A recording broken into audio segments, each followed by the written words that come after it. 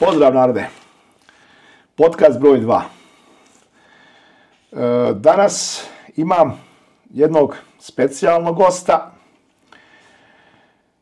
sa velikim postignućima u powerlifting natjecanjima, u bodybuilding natjecanjima, također veliki rezultati u radu s klijentima, gdje sam na očigled gledao razne transformacije ljudi, poznajemo se dosta dugo vremena. Neka od njegovih od 2014. recimo prvo mjesto prvenstvo Hrvatske u powerliftingu, pa sada ne čitam dalje, 2015. pobjednik u powerliftingu, 4 natjecanja, pa 2016. 2017. Uglavnom, dame i gospodo, Neven Čuk. Pozdrav. Nevene, dobro mi došao. Hvala na pozivu. Evo Nevene, ne znam kako da te sve predstavim. Stvarno, čitao sam malo o tebi, poznajemo se dosta dugo vremena, ali nisam baš pratio sva ta postignuća. Znam da imaš izuzetnu snagu, ali evo, malo kad sam gledao ta postignuća, stvarno su fascinantna. Sad i meni ovak izgleda, kad gledam na papiru ovak koliko je toga bilo, ali da. Jedno od zanimljivih što sam primijetio u ovome svemu je 2019. godina. Dobro. Ja tebe otkad poznajem, znam da si uvijek bio jako suh i uvijek bio sa niskim bodyfetom. I ovo je, recimo, čudno. Prvo mjesto, prvenstvo Hrvatske u bench pressu. Dobro. Nakon toga, odmah 4. mjesto, prvenstvo Europe u bodybuildingu. I onda opet 3. mjesto, prvenstvo Hrvatske u bodybuildingu. Kako si uspio znamo svi da se za natjecanje bilo kakvo u powerliftingu i bench pressu treba dobiti dosta kilaži. Kako si uspio u jednoj godini imati i takav suh izgled za bodybuilding, a i takvu snagu za prvenstvo u bench pressu? Kako sam uspio? Pa uspio sam tako zapravo što je... To je bilo nakon, vidim tu, prvenstvo Hrvatske... 2019. Da, prvo mjesto, prvenstvo Hrvatske u bench pressu. Uglavnom, to je bilo u jednom periodu kad sam imao nekakvu ozljedu leđa i onda više nisam mogao raditi čučanj i deadlift. Onda se nisi mogao javiti u... Da, nisam se mogao javiti u puni powerlifting. I onda sam ipak tražio nekakav, ajmo reći to, izazov, nekakvo natjecanje da me kao malo motivira da se natječam. Tako da je zapravo, mislim, cijelo vrijeme sam ja trenirao, ali zapravo bench je mogli bi reći da možda nije bilo tada konkurencije, pa sam zato uspio prvo mjesto. A 4. i 3. mjesto na ovim bodybuilding natjecanjima su zapravo trebala biti puno bolja mjesta, da sam se puno bolje, kako bi rekli, osušio. Da sam manje jeo, da sam malo ozbiljnije to shvatio, moglo je biti puno bolje, puno bolje, da. To mi je čak možda žao što nisam iskoristio to vrijeme da se bolje spremim, nego sam malo preolako shvatio. Da, očito su bila, koliko je bilo razlike vremenski između ta dva natjecanja, između bench pressa i bodybuildinga? Ne sjećam se. Nije... Jer vjerojatno si imao možda i kratak rok da se osušiš baš za bodybuilding natjecanje. Imao sam ja dovoljno vremena. Da si bio malo discipliniraniji. Da sam bio discipliniraniji, da. Ali što je interesantno, uglavnom kad vidimo powerliftere, većina tih powerliftera su obično ogromne ljudeskare sa jako puno kila i sa trbusima i sa svim, a ti uvijek imaš nekakav fit izgled, uvijek sa pločicama, uvijek suh, a jako velika postignuća u powerliftingu. Što je dosta čudno i fascinantno. Pa mislim, došao sam zapravo iz više nekakve, kako bi rekao, više iz nekakve bodybuilding sfere, gdje sam praktički kad sam počeo trenirati, sam htio zapravo najviše izgledati dobro. Onda se s vremenom javila želja da sam htio biti, koliko izgledam dobro, da budem toliko i jak, i zapravo je jedan trening gurao drugi, dok nije u jednom trenutku jedan prijatelj rekao, pa kao, dosta si jak, mogao bi krenuti u powerlifting. Zapravo, nije da sam ja baš bio nešto sad zainteresirao se previše za powerlifting, nego sam vidio da imam dobre brojeve iza sebe, pa rekao zašto ne, Pa da, uglavnom, mislim da si po powerliftingu si po meni najviše istekao popularnost. Ja prvo kad sam saznao za tebe, saznao sam kroz powerlifting natjecanja, jer sam to donekle pratio i sin je moj dosta pratio i ti si tad stvarno rezultate ostvario fascinantne. Je. To je, sjećam se, prvo natjecanje je zapravo bilo prvo natjecanje, to je 2014. me netko nagovorio, taj prijatelj, da odem i zapravo... Onda si zavolio. Onda sam zavolio, zato sam vidio da onak... Došao sam na to natjecanje sa puno straha kako ću i na kraju zapravo taj strah je možda čak bio i malo dobar jer sam se malo ipak više dao u to, valjda iz straha sam i više dizao, ono. Tako da je zapravo to me motiviralo. A zapravo bilo mi je super, uvijek mi je bilo dobro kad sam imao bilo koje zapravo sva ta natjecanja su mi bila dobra zbog toga što sam uvijek imao neki datum do kada moram biti spreman. I to je recimo, ako ćemo sad pričati za nekakvog rekreativca, obično problem kod rekreativaca je što nikad nemaju taj točan datum do kad trebaju biti spreman. Da, ne odrede se nekakav rok. Da, rok. I onda uvijek se odgađa. A ovo me uvijek motiviralo da uvijek dođem u točno toj kategoriji, da nikad ne idem previše sa kilažom gore, da tu budem konkurentan. Da upadneš i u težinsku kategoriju. Da upadnem i u težinsku i da budem jako dobar u toj težinskoj. Kasnije sam ja mijenio i 74, sam otišao u 83, ono. Aha. To je isto, kažem, pomagalo je jedno i drugo. Dobro je zapravo bilo to što sam imao dosta znanja iz bodybuildinga, što se tiče prehrane, da primijenim u powerliftinga. Vidim da danas neki ti dečki misle, koji su u powerliftingu, nekak misle da je ta prehrana puno kompliciranija nego što doista jest. Pa da, uglavnom, da. Jer većina se i drži powerliftinga zato jer si mogu dopustiti junk food i... Da, samo što ne znaju, salo ne diže utege, dižu mišići i odu bez veze u preveliku kategoriju, a mogli bi biti možda bolji u nekakvoj nižoj kategoriji. Da, sa niže kilaže. Dobro. Evo jedno pitanje što će vjerojatno zanimat gledatelje moje. Koliko dižeš u benču? Mislim da sam tad na natjecanju kad sam pobjedio, mislim da je bilo 157,5 ili 162,5. Više se ne sjećam, ali znam da sam bio u... Ti si imao 83. Možda malo manje. 83 kategorija. Da. To mi je recimo uvijek bio cilj. Prvo mi je bilo, uvijek sam imao te nekakve brojke kojima sam stremio i onda je prvo bilo da benčam 1,5 puta svoju težinu i onda je kao drugi skok bio da možeš 2 puta. Da, to je... mislim da je to najčešće pitanje, vjerujem, koje uglavnom dobiješ, jer svi kad te vide onako da malo izgledaš drugačije nego drugi, uvijek te pita koliko dižeš u benču. Mislim da to većina ljudi zna i to im je prvo pitanje. Uglavnom, to im je neka... obično, mlađa populacija. Pa dobro, čak sad i stariji već počnu. Ja isto dosta često dobijem koliko dižeš u benču. Valjda to svi već znaju da taj benč, to je nešto klasična, da. Najpoznatija vježba iz teretana. Da, makar ja zbilja jako dugo ne radim bench jer imao sam ozljedu ramena još odavno i ne paše mi taj položaj i tako da, ali ljudi to vole znati. Koliko si mogu benchati? 120 najviše. 120, da, nisam preko toga. Ali dobro, isto sam bio tak na 80 i nešto kila kad sam. To je... Ajde, recimo da je to 1,5 puta. Nadprosječno za bilo koju teretanu. Ali dobro, recimo sad kos i potisak sa 40-kama radim 3 serije bez problema.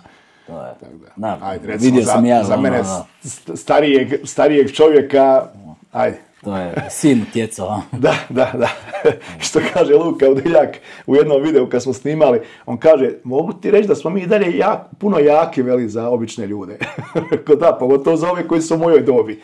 Pa da, i čak bi rekao još svi ovi koji se bave i powerliftingom, koji su više u tom smjeru, imaju puno bolje razvijenu muskulaturu nego nekakav prosječan rekreativac koji bi eto htio tako nešto, ali ne stremi tak nekim brojkama ko svi ovi u powerliftingu. Da, pa eto baš s tim bi i započeo nekako naš razgovor i našu temu. Znam dobro, ti si poznat fitness trener sa dosta dobrim rezultatima. Ja sam svjedočio dosta tih rezultata jer sam znao da smo u XXL-u smo se viđali malo te ne svakodnevno, ja sam baš pratio pojedine tvoje klijente od prvog dana kad su došli i recimo tjednima kasnije. Ljudi su na očigled se mijenjali i u snazi, i u izgledu, i u svemu. Kako to uspijevaš? Široka tema. Pa sad bi zapravo, da, mislim da mi dođu zapravo dobri ljudi, ono, da. Poslušni, Pa zapravo ajmo reći ovak, mislim da kroz moje pisanje i kroz nekakve te objavljivanje na Facebooku se prepoznaju ljudi koje to zanima. Koji žele zapravo, tako da, ok, nije problem napraviti s nekime rezultata ako je taj netko spreman da napravi rezultat. Da. A sad ono konkretno kako to s njima postižem zapravo je vrlo jednostavno. Da. Držimo se ono što uvijek kažem, osnovnih vježbi, pravilne forme i lagano za početak, kažem, stvarno je jednostavno jer ono, za početak nema previše filozofiranja, pravilna forma, jednostavne vježbe, osnovne vježbe i postepeno dizanje kilaže. Ako si uspio ovu kilažu napraviti zadani broj serija i ponavljanja, idući trening dižemo za malo gore. I tako ljudi mogu napredovati ono sigurno prvih 3-6, možda čak i ono godinu dana. Da, tvoj program se i zasniva na tome body recomp, tako? Da. Znači, u istom procesu skidanje kilograma i podizanje snage, u stvari dobijanje mišićne mase, jer snaga je na kojoj je mišićna masa. To većinom mi se javljaju ljudi koji bi htjeli skinuti kile. Kile, da. I naravno onda radimo s utezima da ne bi došlo do gubitka mišićne mase, jel? Da na kraju kad ti skineš kile da... Da, jer deficit uvijek... Ne samo da budeš zdrav, nego zapravo da i bolje izgledaš, ali onda, jel, kako postepeno dižemo kile, tak se... Naravno, ja kažem isto ljudima da ne idu previše drastično sa nekakvim deficitom, da ne smanjuju previše hranu, tako da mogu praktički izgraditi nešto mišića. To je upravo ono iskustvo koje... je potrebno. Ali u biti, da, najviše zasluga bi pisao samim tim klijentima koji... Da, koji su poslušni i slušaju tvoje savjete, to je normalno. Ako, ajmo recimo nekakav početak, kako obično započneš sa klijentima, znači kad se klijent javi, uglavnom se oni već svi informiraju, na osnovu čega su došli do tebe, već imaju neke smjernice kako ti radiš, način, sistem tvog rada. Pa imaju nekakvu sliku u glavi, ali sad kako radim? Pa evo zapravo na početku jedino testiranje koje radim, je da se izmjere, da izračunamo otprilike koliko masnoće imaju, koliko su teški, jel te nekakve opsege. Tjelesnu kompoziciju. Da, i da se izračuna prehrana. Praktički već kroz prvi trening, kroz zagrijavanje, kroz nekakve jednostavne vježbe, vidim koliko osoba je motorički koordinirana. Sad ako je netko manje malo motorički koordiniran, obično s njima krenem prvo na spravama, zato jer na spravama nema previše učenja. Manje može pogriješiti. Manje može pogriješiti, a možeš ga opteretiti odmah od početka. Ako je netko pristojno koordiniran, ali jednostavno nikad nije bio u teretani, onda recimo uvijek krene s nekakvim jednostavnim vježbama koje bi kroz nekakvu metodiku trebali dovesti do složenih vježbi. Tipa recimo, prije sam znao počinjati tako da bi učio ljude odmah čučanj sa šipkom na leđima. Danas to više ne radim, danas im stavim bučice u ruke, ajmo raditi goblet čučanj, to svi odmah znaju kroz prvih par ponavljanja. Da, to je praktički osnovni pokret koji djeca već... Tako je, i onda isto, opet, usavršavamo pokret, povećavamo težinu dok ne dođe do nekakve kilaže gdje ja računam, možeš sad sa bučicom od 20-25 kila, znači da možeš držati šipku od 20 kila na leđima. I zapravo je super poanta kod svega toga je što čovjek može odmah od prvog dana već početi trenirati poprilično jako, sa prilično dobrom formom, da se ništa ne ozlijedi, da automatski uči nekakvu pravilnu tehniku, a da što ja kažem isto, da se ne osjeća ko debil jer prije sam znao kad bi tak počeo tek raditi s ljudima, onda bi tu bilo previše ispravljenja. Onda vidiš da nekome padne malo morala. A ovako kad zna on već od prvog vježbe da radi dobro, onda mu je puno lakše. Dobije motivaciju. Ma da, dobije motivaciju Ne treba čovjeka previše ispravljati na početku. Treba mu bolje dati jednostavnu vježbu, opteretiti ga i onda s tom vježbom ići naprijed. Da. A ne stalno biti najpametniji u teretani. Da, što ga više ispravljaš, to više on gubi volju i... Meni je draže da mi pričamo o nekakvoj sasvim šestoj temi, a ne o utezima, a onda postepeno, onda radi svoje, da mu bude ugodno u teretani, da ne misli da ga stalno netko gleda i to, i da bude fokusiran samo na to što radi. Da. Tak da. Dobro, ti uglavnom, znači kad trening započneš, jel imaš neko zagrijavanje prije toga ili odmah faktički kreneš sa... Kažem ljudima da uvijek na početku ću im pokazati 2-3 puta kako se zagrijava, tako da praktički onih termin što ima sa mnom, da on već bude zagrijan. Da, prije nego krenemo raditi, da on već bude zagrijan. Mislim, ja mu pokažem, uvijek isto kažem bolje napraviti jedno te isto zagrijavanje svaki put, nego svaki put izmišljati nekakvo novo zagrijavanje, pa onda možda preskočiti. Sve oni to znaju. Uglavnom, ne radiš ona tipična zagrijavanja 10-15 minuta trake ili neke takve stvari, nego vježbe koje ćeš raditi, u stvari da se razgibaju zglobovi. Tako je, i to već oni sami znaju. Standardno, da. Sami znaju napraviti. Mi bilderski kako radimo, malo razgibaš zglobove i počneš sa laganom kilažom do radne. No. Znači, ja s njima radim čisto isključivo utege, jer čak i taj jedan sat treninga s vremenom postane premalo. Na početku ljudi mogu na početku se može svašta utrpati, cijelo tijelo, čak još neke dodatne vježbe, ali s vremenom kako oni postanu jači imamo vremena za 4 vježbe.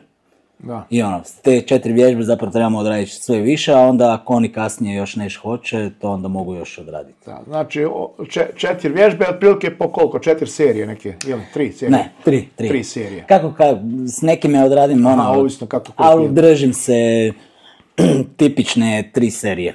Da. 3 serije, 2-3 serije zagrijavanja, možda 5, zavisi opet koliko je netko jak. Recimo, ako je netko tek došao, možemo treba 1 serija zagrijavanja, nakon toga odmah krećemo već sa radnim. Da. Pomalo radne.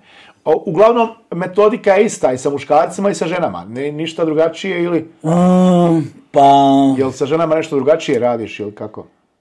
Ne. Zapravo, ajmo to ovak bolje objasniti.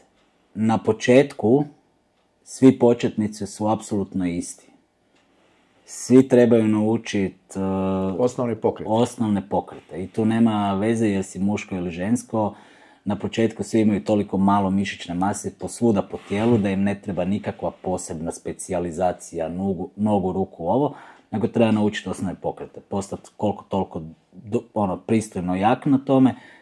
Ja bih rekao da tek nekakva, ajmo reći, mala specijalizacija, ako se netko hoće, ako je muško, pa više fokusirati na ruke, žensko, pa da se više hoće fokusirati na donji dio tijela, bih rekao onak najranije, tek tamo nakon 6 mjeseci treninga. Do tada, da, to često vidimo ove klince kad dođu u teretanu, svi samo ruke i dobro, ne znaju. Vjerojatno smo i mi tak isto na početku radili. Ali eto, mi sad pokušavamo njima to objasniti da ne griješe, ali opet svako mora proći. Treba na početku raditi dosadne i teške vježbe. Tipa čučanje. Ja to često znam tako klincima govoriti u teretani, gdje si ikad vidio nekakvo stablo ovak tanko, a da ima ovakav stup. Znači mora prvo iznad stablo da bi imao stupove velike, tako da ruke su kao i stupovi na stablu. Da, ali to se vidi kad klinci dođu skupno, pa onda svi odu prvo do bučica i ogledala. Ali svi smo bili tako. Dobro, valjda smo svi. Za početak je najbolje da dođu u teretanu. Znači već kad su došli unutra, to je već veliki korak naprijed. Da. Imam sad priliku, jedan klijent kojeg treniram je doveo svog klinca da i njega treniram. Aha. I super je, baš kaže malo me sad ćeš odmah od početka, znači nikad nije bio u teretani, a htio bih krenuti sa svojim frendovima. Aha. I sad mu stari ne da ide solo jer misli da će se ozlijediti. Mislim, neće se klinci ozlijediti. Ma neće, nije baš tako. Prvo, nisu dovoljno jaki da se ozlijede. Da. Ozljede kreću tek kad počne snaga rasti. Broj 2, hrpu vremena će izgubiti na gluposti. Broj 3, hrpu vremena će izgubiti ne na gluposti, nego još na priču. Ja sam baš rekao, malo me, sad imaš priliku u 2-3 mjeseca, 4, koliko ćemo već raditi zajedno, napraviti neki rezultat em naučiti ono normalno vježbati, to i baš je danas rekao ono kao čučanj mu je najgori, onako. Razumijem te, da i meni je bio najgori. Dok se nije dogodila ozljeda leđa i nisam ga mogao raditi, onda sam shvatio da mi je zapravo trening bez čučnja uopće nije trening, ono, da je kamilica, ono. No. Da, meni su znali ti klinci, recimo u tim malim teretanama, pa onda dođe klinac jedan dan, drugi dan već vodi cijeli školski razred, pa svi sad oni njima trener. I sad ne možeš odraditi trening od njih jer je njih tamo hrpa unutra, pa su me znali nervirati. Međutim, sad mi je to simpatično kad ih vidim. Uvijek ih još motiviram. Bitno da su tu, pa bolje da su tu nego da neke gluposti vani rade. Definitivno. Ali, dobro, da se mi onda vratimo na temu ovoga. Znači, kad započinješ rad, uglavnom se bazira na 3 skupine, kako podijeliš tijelo? Na početku ono što se zapravo pokazalo najbolje s početnicima, iako to može biti dobro i sa već iskusnijim vježbačima, je da se radi cijelo tijelo. Znači, jedan trening, cijelo tijelo? Jedan trening, cijelo tijelo, 3 puta tjedno. Najbolji omjer uloženog dobivenog. I kako to onda uglavnom 3-4 vježbe za koje vježbe? Šta? Ajmo reći ovak, 3 vježbe je minimalno koje želim da se odrade, ali zapravo bi bilo idealno 4 vježbe. Jedna za noge, jedna za ono pokret, hip hinge, ono deadlift i to, nešto u tom stilu. Nešto te varijacije. Nešto za prsa, nešto za leđa. Znači, ajmo reći baš klasičan trening bi bio čučanj bench deadlift, veslanje. Ili čučanj bench deadlift, lat pull down.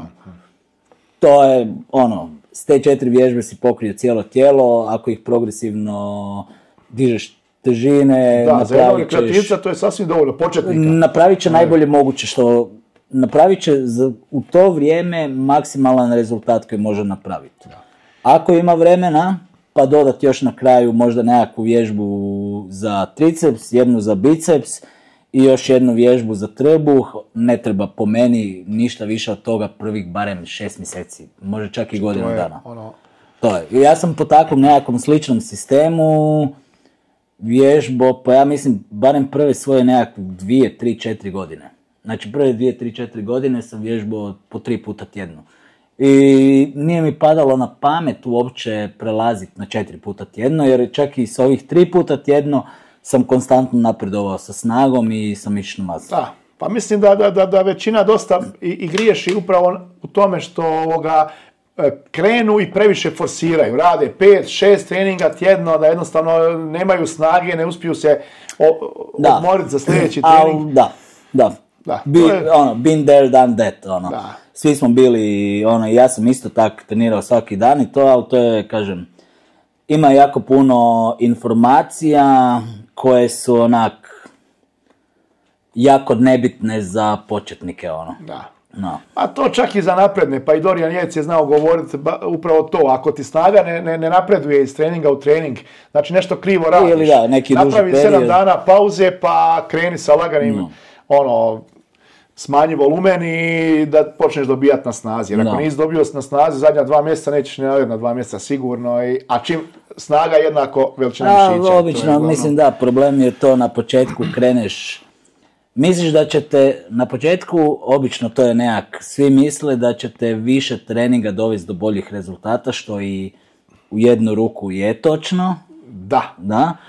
Ali mislim da je problem što početnici uopće ne znaju ni iskoristiti ni ta 3 dana, a krenu trenirati 4 dana. I onda ne znaju ni iskoristiti ni ta 4 dana. Nego svašta nešto rade, vježbaju, sjeti se samo kad si ti sam krenuo. Pa je, da. I u stvari obično se i dogodi one mišiće koje baš dobro pogodiš, oni se ne uspiju odmoriti do idućeg treninga, pa si ponovo nazaduješ s njima, one koje nisi ni pogodio na prošlom, nisi pogodio na idućem, tako da to se vrtiš u nekom začaranom krugu. Treba jako puno vremena, pogotovo kad si početnik, ako nemaš nikoga, ja recimo nisam imao nikoga prije par godina i to kažem isto svima, ja sam tada u tom trenutku mislio da ja nešto treniram, zapravo sam 5 godina negdje zapravo cijelo vrijeme vrtio u prazno. Ali to je čudna stvar, recimo, ne znam, evo ja kad sam počeo, pogotovo ono, ne znam, ja sam počeo 90. godina, 95. sam se prvi put susreo sa teretanom, tad nije bilo informacija. Bilo je ono sitno... Nešto u časopisi, oni izlaze... Vajdere, ono, da, to je bilo. To je bilo jako šturo informacije. Ono što si mogao saznat od nekog bildera u teretani, kojih je isto bilo, moglo se na prste izbrojati koliko je bilo bildera u Zagrebu. Da. Prvog bildera uživo kojeg sam vidio bio je Žarko Stojić. Da. Da, ja čak u moje vrijeme mislim da su bili, ne da mislim, nego bili su popularni oni forumi, pa si tu nešto saznao. Da, to je već kasnije, recimo. To je već kasnije, da. Ja sam imao priliku, hvala Bogu, što je u toj teretani gdje sam bio, mi je taj čovjek sa recepcije barem nešto pokazao gdje je. Ali to je bilo, mislim, isto. Ali što je danas problem? Danas je opet informacije su toliko dostupne, ali opet ljudi očito vole se zakažiti za krive informacije ili nekako, ne znam. Mislim da je ali svako kogod ide, valjda ko početnik, će izgubit će jedno vrijeme dok sve svašta isproba, dok sve svašta pročita, dok ne krene shvaćat šta je pravo, šta nije. Ono što sam ja isto znao prije govorit, danas već kad otvorim nekakav članak, već znam otprilike pročitati, jel ovaj tip to stvarno piše iz nekakvog svog iskustva, da, ili je to jel to uopće ima smisla, ili je negdje copy-paste pa je on to samo prepisao. Ali to treba dobiti s vremenom malo i taj Da, i ljudima obično ono što djeluje lakše i puno obećava, to im je nekako prihvatljivije. Mada sam vidio čak u jednu ruku, mislim zapravo, kod dosta ljudi sam pročitao da su krenuli s nekim programom zato jer im je izgledao jednostavno na prvu. To ih je privuklo. Da. Ali onda ima onih nekih ljudi koji kada vide, recimo, ono što je Dorian Yates govorio, kao kad im napiše program, onda ovi misle, pa šta, samo to. Pa im on kaže, ok, odi da te ja provedem kroz samo to na način na koji treba. Da, ali dosta ljudi isto voli da to izgleda komplicirano. Ja sam bio, recimo, na početku, ja mislim da sam bio taj, koji je htio što više vježbi, što više vremena. Da to izgleda nekak sofisticirano, komplicirano, da ja osjećam kao da ja tu nešto radim. Zapravo na kraju kad sam počeo raditi rezultate, sam počeo raditi onaj starting strength gdje imaš 3 osnovne vježbe i diži kilažu Da.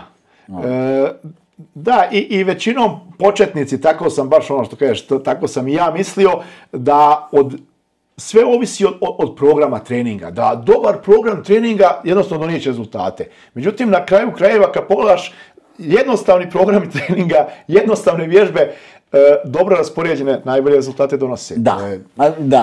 I još bi, na početku što jednostavnije to, ali čak bi rekao svaki program treninga će donijeti rezultate ako osoba dovoljno dobro odradi. Ali kažem, obično kad ljudima kažeš, dobro, čučanj, bench press, deadlift, zvuči im prejednostavno. To mu nekako prejednostavno i, znaš, kad mu neko tamo drži se na onoj lopti, stoji pa diže... To ljudima, Da, mislim, mislim, ako je žongliranje, da bi to trebalo davati već bolje rezultate. Ja mislim da se možda čak neki ljudi iznenade kad shvate kao, pa ne može biti valjda tak jednostavno. Jel? Znaš, sigurno ima još nešto. Mislim, ja sam bio isto tako. Ja znam ove neke svoje prijatelje, isto baš sprdamo se s time, kao stalno tražiš nešto novo jer misliš da ima nešto novo, ali zapravo onak nema ništa. Mislim, ima nešto, mislim, sve to mi znamo, ali valjda ne želiš prihvatiti onu jednostavnu činjenicu da je onak teško, da moraš se potruditi. Da, jednostavno moraš. Vrijeme, rad i vrijeme i donijeći rezultate. Koji ljudi s prehranom, isto kad im objasniš neke stvari, neki će dobro, a neki uvijek misle kao, pa nije valjda taki. Je taki jednostavno. Oko prehrane posebno, obično svi traže nekakva gotova rješenja.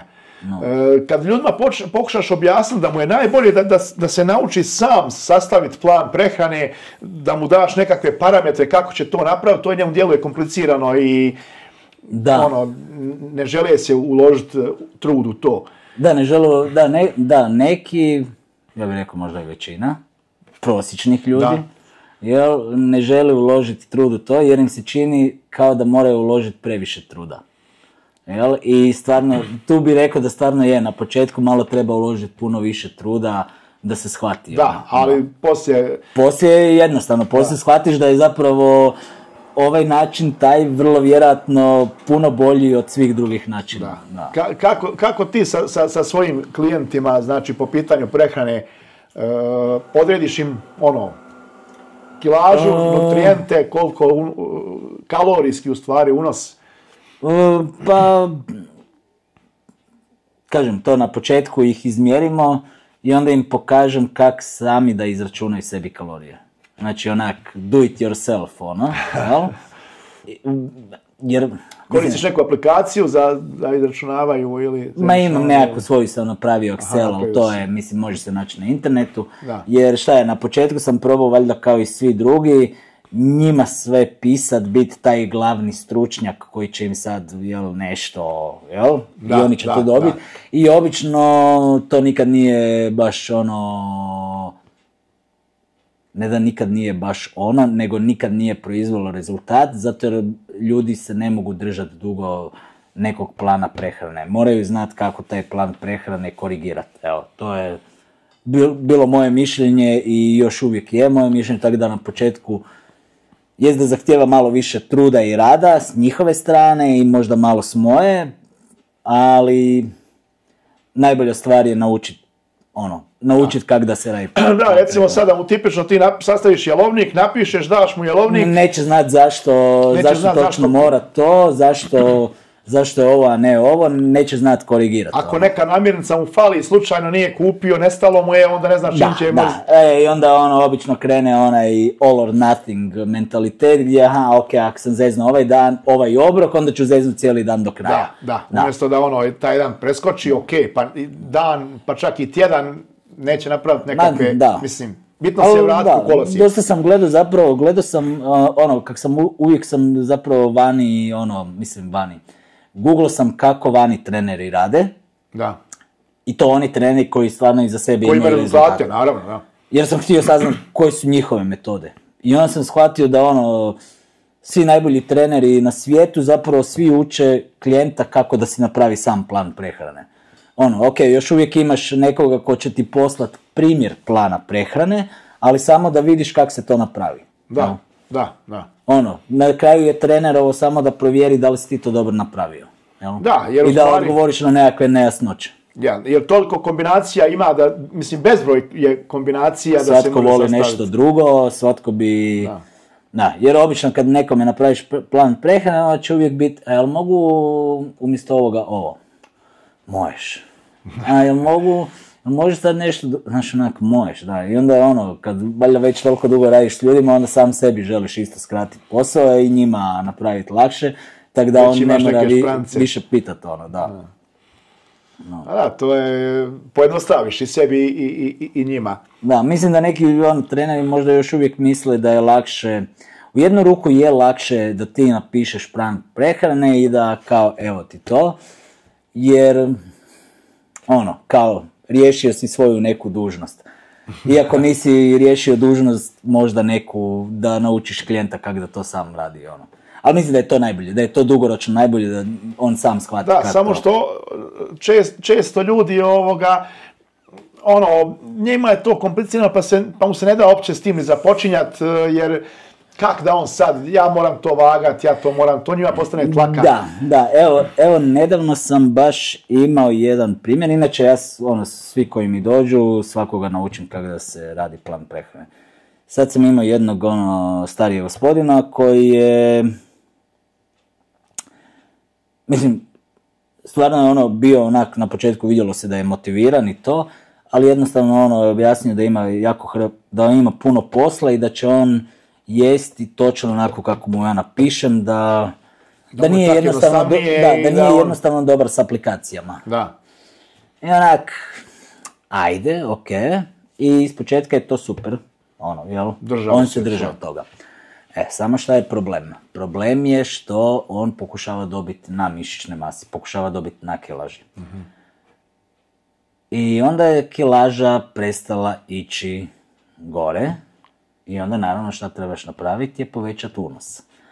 Onda sam ja napravio novi plan prehrane, ali šta je onda bio problem? Onda je bio problem što on nije svaki put pojeo sve šta bi trebalo sa toga. A nikad nije pratio i mjerio. I onda šta, kak ima već 50 godina, onda se krene javljati ljudima ono, joj to je, znaš, je li to moguće zato jer sam ja toliko star, jel?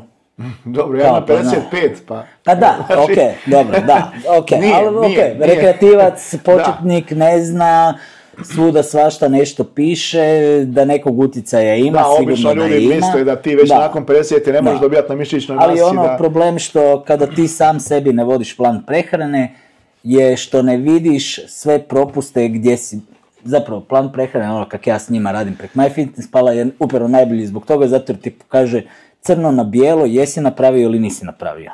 Da. I zapravo ono što mislim da je jako važno, da si ljudi sami sebi osvijeste, aha, gle, od 7 dana... Mislim, u ostalom u kalorija nije pojeo.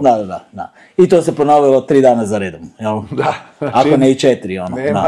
Nema napraviti. Zato mislim da je upravo super to da si ljudi izmjere, upišu i da vide točno crno na bijelo. Koji... Ali toliko je jednostavno taj MyFitnessPal, baš ga možeš iskenirati namirnicu. Ali ljudima se na početku, baš im to bude. Treba im reći, imaš samo ove dvije tipke, gledaj, ovo i ovo, da. Treba im nekako pojednostaviti, ali eto, ljudima to bude dobro. Recimo, evo, što je najzanimljivije kod fitness trenera, uglavnom kad dođu skinny fat. Dobro. Osobe. To mogu biti i muške i ženske.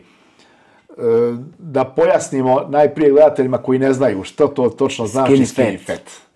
To je čest izraz koji koristimo, ali evo da pojasnimo točno kako je to. Under muscle, over fat.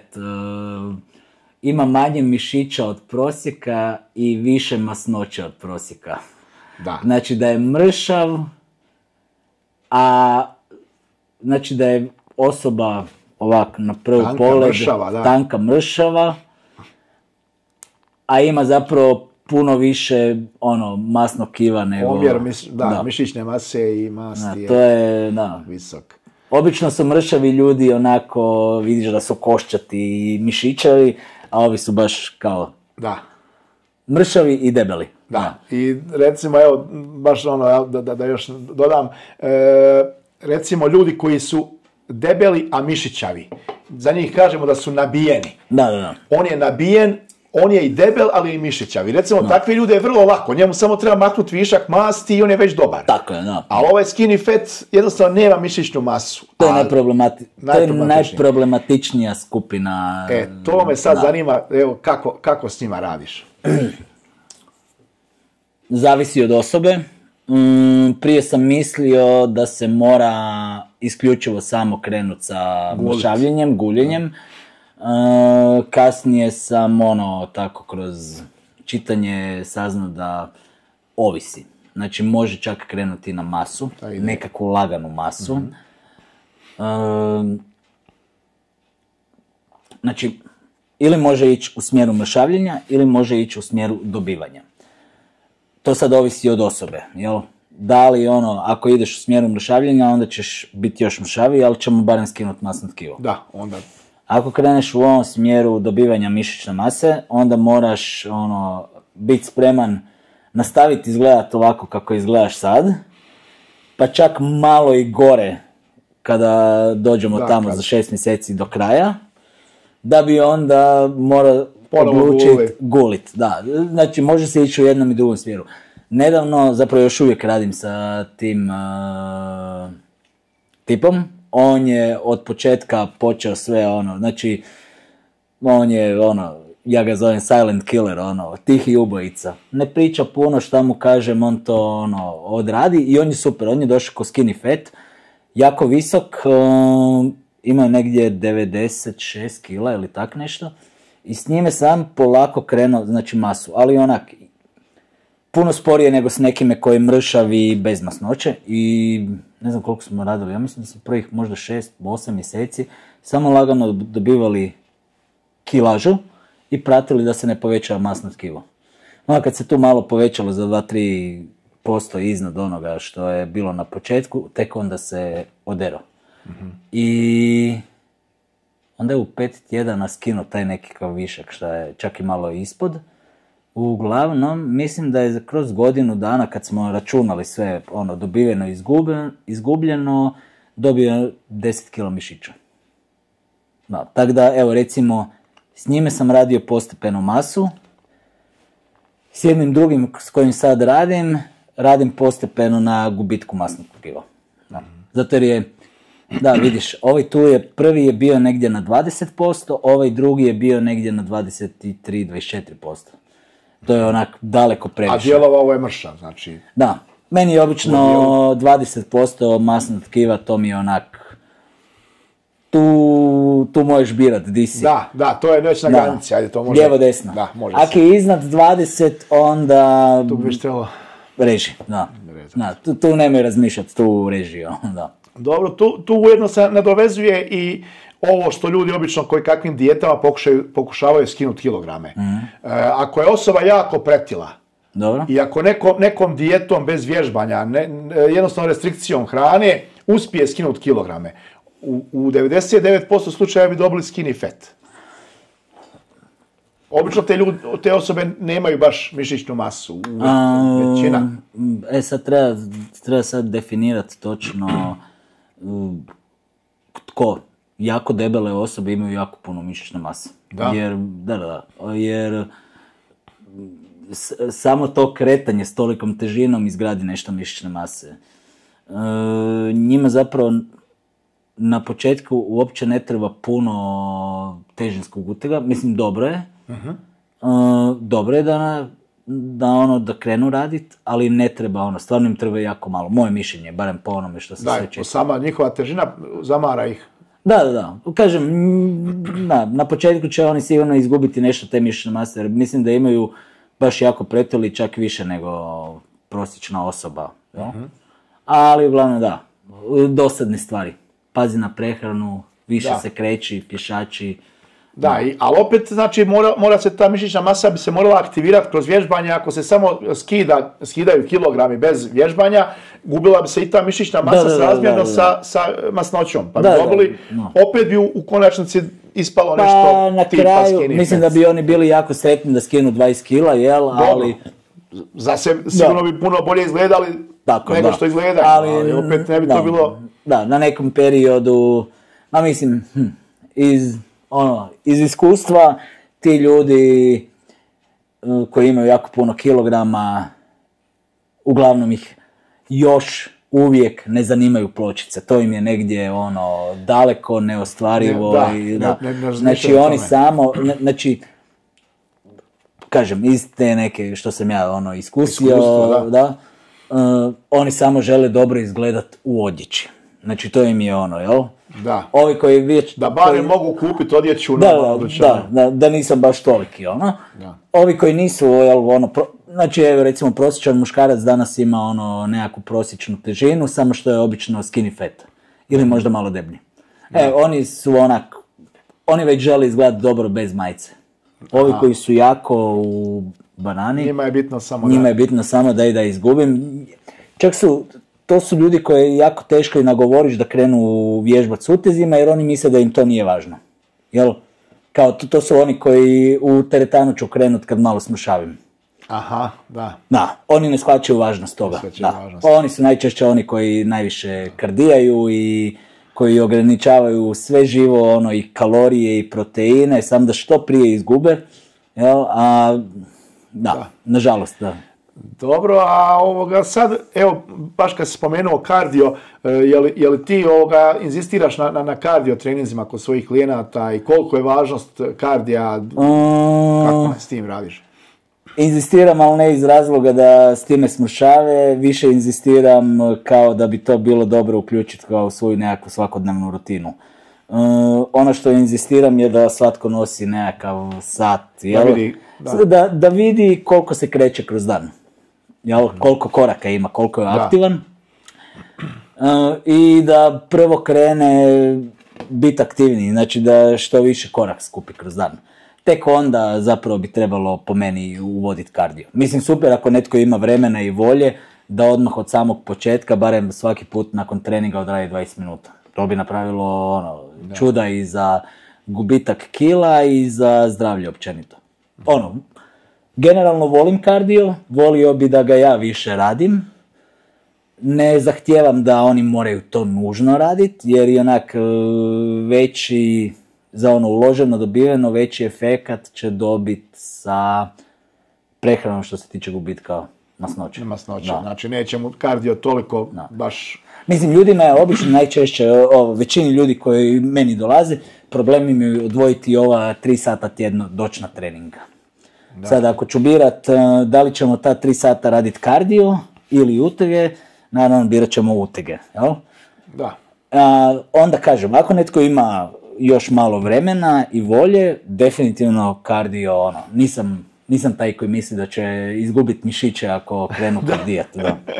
Dobro, da, ja isto jedno vrijeme na masi nisam nikad htio raditi kardio. I ja isto, da, jer smo vjerovali to što smo vjerovali, što se tada pričalo. Da. Makar na kraju se ispostavilo da je ipak kardio pokretač metabolizma i da. Svašta smo pročitali i što danas se vidjelo da nije. Da, ali... Ja znam da kad sam tek krenuo u teretanu, tada sam se rolao, bio sam po cijele dane na rolama, spuštam se negdje iz galendere i preskakao stepenice. I onda sam tada uvijek bio u strahu da će me toliko tog kao kardijanja biti na rolama, da ću izgubiti mišiće, onda sam nosio sa sobom one zobene šejkove i to da bi pio dok smo prijatelji gledali.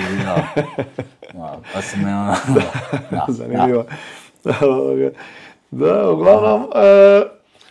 uglavnom, znači, što se tiče kardija, to nije nešto, nema neki veliki, jer obično ljudi vjeruju i vidimo u proljeće, većina ih krene ujutro trčat jer aktiviraju se pa računaju da će s tim skinuti kilograme. Super. Naravno, to nije ništa loše, ali opet ukoliko ne pazi na prehranu, nadoknadit će. Da. I to je jako brzo Osim ako se toliko jako ne zagrize za to kardio trčanje i s vremenom počne valjda mislit na natjecanje i maratone, pa da počne toliko trčat da toliko trčanja spali sve te kile koje pojede, da. Da, a to onda baš mora biti.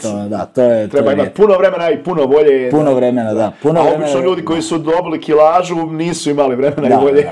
Da, puno vremena treba za takve kardio treninge. Obično puno više nego za utege. Ali da, dosta ljudi misli da će s kardijom, to jest, kako sam ja to znao reći, više ljudi će radije potrošiti sat vremena na kardio traci nego 5 minuta na planiranje prehrane. Da, a manje rezultate će. Da. I obično vidimo da ljudi se vole ujutro dići, navinuti sat sebi u 4-5 ujutro, pa izaći trčati, valjda.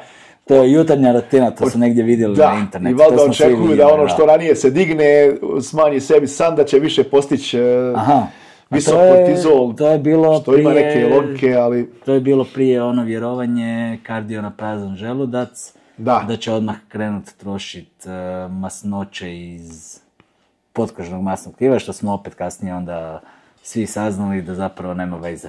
Da, na kraju dana je sve matematika. Koliko si unio, koliko si potrošio. Eventualno što sam čuo jednog trenera što je dobro kod toga, je što onda zapravo od kad si se probudio do prvog obroka si zapravo samo povećao vrijeme. Jer si se probudio pa si odradio kardio. Potrošio si vrijeme. Tako je, pa si tek onda doručkovao. Dok bi prije se probudio i odmah počeo jesti. I onda bi imao velike rupe u danu. Da, ali opet kažu da recimo taj jutarnji kardio, da kasnije tijelo kompenzira, jer evo mi dok pričamo, mašemo rukama, ne znam, sve te neke pokrete, sve to tijelo postaje uspori. I kroz to kompenzira taj rad koji si ti napravio ujutro, jer da na kraju uvijek bude u nekim okvirima. Tu sad to je ono što ovisi onaj visoko intenzivni kardio. Ali ako netko ode lagani kardio odradit, mislim da u tom slučaju možda ne toliko ne kompenzira, ali ovo što sam isto gledao, jedan što je baš pričao, na kraju dana ako ćeš početi raditi sve više i više kardija, postaćeš sve bolji i bolji i u tom kardiju moći ćeš više otrčati za sat vremena. Za godinu dana ćeš zapravo možda čak i više potrošiti nego što ćeš unijeti. Samo što većina ljudi se ne može držati duže od 3 tjedna kardija, kamoli godinu dana. Obično, da, to odustanu jako brzo. I što je malo se možda i vide rezultati na vagi, ali vizualno su puno manji rezultati nego kod treninga s utegom, što opet... Ma, to je sad opet pitanje koliko ko ima kila. Da, i koliko tko ima kila za izgubiti, jel? Da, i baš one želje što si malo prije govorio, da ako je pretila osoba, čim stane u manje hlače, u manju majicu, on je već sretan samo s tim. Da, i onda... i onda je već sretan s time i onda što je problem kod toga je što ljudima obično, kako to jedan kaže, da nam motivacija uglavnom funkcionira kao parni lonac, jel? Čim uđeš u hlače, pritisak se spustio i spustila se motivacija, dok opet ne krenu hlače biti sve manje, pa se pritisak digne. To... Dobro. Da, po meni zapravo treba pratiti kilažu i treba se malo izmjeriti i pogledati. A sve ovisi opet koliko ko ima, kakve ima ciljeve. Jel? Da. Ovima koji hoće sad samo u manje hlače, ciljevi su drugačiji od ovih koji hoće izgledati bolje bez majice. Da. Dobro, sad recimo, jako puno ljudi ima koji bi samo bili sretni da baš to, da kilažu neku koju su tokom zime skupili, nije to neka velika kilaža, ali obično bude to 2, 3, 5 kilograma viška, pa bi to naprijed htjeli izgubiti da malo bolje izgledaju za plažu i tak neke stvari. I sad, šta bi njima mogao savjetovati? Recimo, ne žele ići u teretanu, ne žele baš posvetiti se prehrani, treningu, striktno da sad paze sve, ali ovak... Znači, za tak neku osobu koja ne želi ići u teretanu... Da, obično ljudi tad gledaju malo te neke dijete po internetu i to, pa... To je tako lijepo, mislim, ja sad mogu dati kao iz svoje perspektive, pa prestani malo, manje jedi ovoga, ali pitanje je kakvu ta osoba ima prehranu. Da, za njih bi bilo najbolje izbaci večeru, jer pitanje je kakvi su ovi ostali obroci, jel? Da im kažeš jedi manje kruha, mislim, možda bi i to pomoglo. To je... Da, a obično se to i događa. Znači, ako osoba nije spremna staviti na papir ili u ovu tu MyFitnessPal aplikaciju šta točno radi i koliko točno da skine, onda mu ne možeš dati bolji savjet od onog glupog savjeta jedi manje. Znači, ako nije spreman napraviti ovo, jel, po meni, šta ti ja mogu reći, jedi manje, izbaci kruh, izbaci alkohol, izbaci slatkiše. Iz nekog mog iskustva, recimo tako u razgovoru sa ljudima, obično ljudi negiraju, kažu, ali ja ne jedem puno. Ja jedem jedan puta dnevno, dva puta dnevno. Moja mama nije jela puno, stvarno nije jela puno. Kad pogledaš ovak volumen hrane, ona bi pojela, jednom sam baš računao šta je pojela taj dan za obrok, a to je bilo prije ručka, zato jer je bila malo gladna. Da, zato jer sam vidio, ona je uvijek prala te male posudice od sira i od ovoga, pa je imala malu posudicu od kajmaka. Znači, ja mislim da je ta mala posudica kajmaka imala 900 kalorija. Inače, moja mama je bila malo niža od mene, negdje 160 cm i 1,80 kg, Znači, imala, I sad kad pogledaš, to stvarno nije bilo puno. Znači, na tu visinu i težinu, njen dnevni unos bi trebao zapravo biti s time koliko se ona kreće, 1200 do 1500 kalorija. Mala posudica kajmaka, 900 kalorija. 2 šnite kruha, ajde, recimo, 200 kalorija, znači to je već na 1100. Da. I naravno sad na taj kajmak šta bi bilo dobro, slavonka i još malo špeka. Znači ona je samo sa tim malim obrokom. Ali to je problem što ljudi koji misle da ne jedu puno, stvarno količinski to može biti jako malo, ali kalorijski jako puno. I onda dok oni to ne stave opet u aplikaciju da vide koliko to ima, uvijek će jest puno i uvijek će nas druge uvjeravati da ne jedu puno. I sad ima onih koji, to su ovi koji stvarno vjeruju da ne jedu puno i koji stvarno nisu svjesni, a ima i onih koji su svjesni. Da, ali kako ljudima objasniti, jer ima, evo kažem, isto u razgovoru sa ljudima ovako iz života, čujem da kaže, ali gledaj, ja sam na tome odrastao, to su i moji roditelji jeli. Kruh bijeli iz pekare, pa špek, pa ne znam, kajmak. Da. Pa mislim da je to, evo, možda je tu sad, evo, dobar primjer, to sa mojom mamom. Da. Gdje ja kad sam se krenuo baviti sa svime time i kad sam vidio, vidio sam ja to od malena da mama ima problema s kilama, sam htio mamu naučiti. Ok, onda ona nije htjela naučiti, onda je ona sve odmahivala rukom. Kasnije je htjela naučiti, onda kasnije mi se više nije dalo pokazivati, ali je naučila ona sama. Zapravo, mislim da je najbolja stvar to kad ljudi krenu sami, ovo što ja kažem, zašto isto svoje klijente učim da si sami naprave prehranu, kako da si sami, zato jer onda kad vidiš, znači toliko, znači, onda ljudi krenu birat, ok, onda mi se ovo baš ne isplati pojest, radije ću onda pojest ovo tu. Ali dok on to ne vidi ovak, jasno crno na bijelo, možeš ga ti uvjeravati, znaš, ali ovo ti je masno, ovo ti je proteinsko, njemu to neće imati baš, evo, po mojem mišljenju, Da. Teško je isto, evo, šta je teško ljudima, gledam sad kako nedjeljom ne rade prodavnice, ne rade pekare i tako, a gdje ću ja sutra kupiti kruh? Mislim da kod nas život bez pekare ne bi se mogao zamisliti. Da. Kako tu ljude... Mada sad možda čak ne znam, ali mi se čini, ali da se smanjila malo potrošnja kruha. Dobro, sad je možda porasla prodaja ovih svih tih nekakvih popratnih pekarskih. Pa popratnih pekarskih prodaja koji jesu...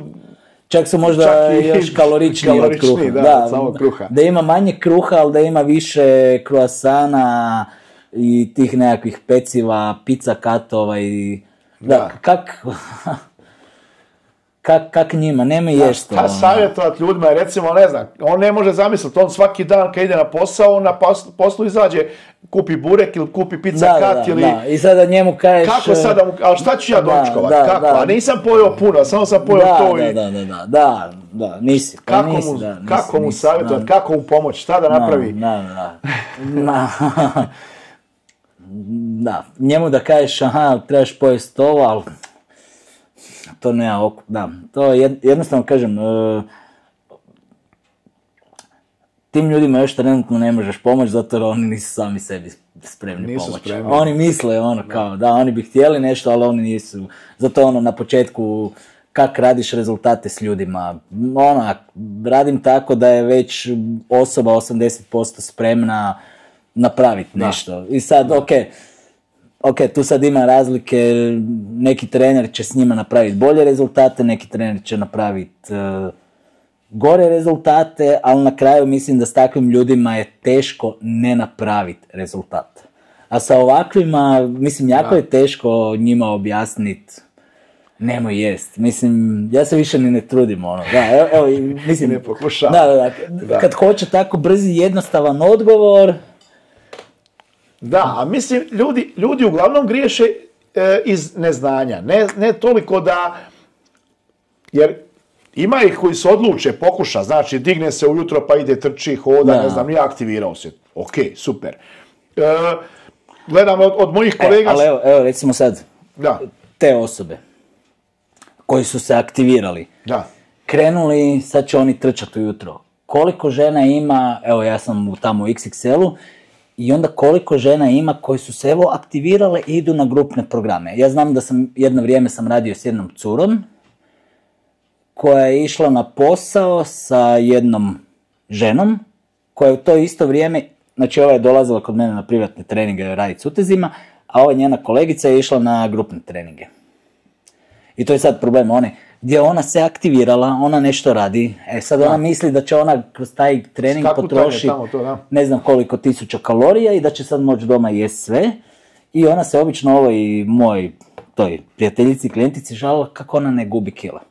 Onda kad je ova uzela telefon i da joj pokaže, ne, to mi je, to je previše.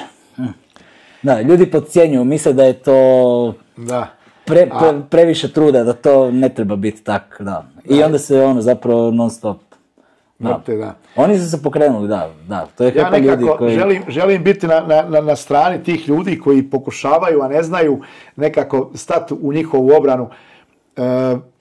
Pa evo isto recimo jedno pitanje, kako ljudi mogu prepoznat dobrog fitness trenera? Jer mi danas kad pogledamo Instagram, Facebook, sve te društvene mreže, pa to iskaču fitness treneri iz pašteta, to je jednostavno ono, ali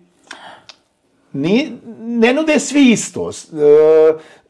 Pa kako ljudi mogu točno razaznat koji sistem je dobar, koji nije dobar, kako prepoznat uspjeh u nečijem radu? Aha, evo, da, možda je ovak dobro. Pogledaš kako trener izgleda. Ako ti se sviđa, to je već jedan korak naprijed. Onda bi rekao, drugi korak naprijed je da pogledaš šta piše.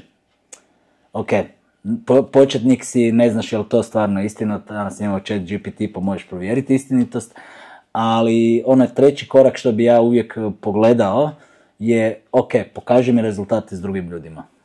Da, mislim da je tu dosta... Dosta se tu lažiraju rezultati, znaš, sam da se tu skine slika prije poslije sa interneta od nečija, pa se fejka, pa toga. Ima, ali... Druga stvar, kako izgleda.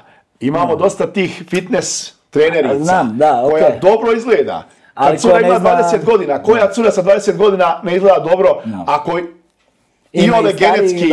Ima i starijih, sad je samo pitanje da li ona to svoje znanje zna prenijeti na druge. Da. Ima koja ima znanje, ima ih koja i nema znanje, koje takve stvari lupeta da ono stvarno ne možeš to slušati. Koja ima genetiku da... Ali ima genetiku bolesnu i kad je pogledaš ima dobar gluteus, uzak struk. Ima recimo kod žena, evo baš gledam jednu sa interneta, znači ta na prvi pogled izgleda super. Mislim ne na prvi, i na drugi, i na treći, i na četvrti. Ali sad kad bi nju netko gledao iz kritično kad bi gledao za bodybuilding. To možemo vidjeti ti, ja ili neko ko se u to razumije, ali obični ljudi to ne primijete. Ali mislim, jako teško da će prosječna osoba koja je početnik moć razaznat ko je dobar trener, ko nije dobar trener, ko je bolji, ko je lošiji. Mislim da se to opet sve onak svodi malo na onaj nekakav osjećaj, jel? Da. Znači, pa bi se ljudi morali malo informirati, da imaju neko znanje. Ali opet, sad tu dolazimo, kako su ljudi dolazili kod mene. Vidjeli su me, našli su me negdje na internetu.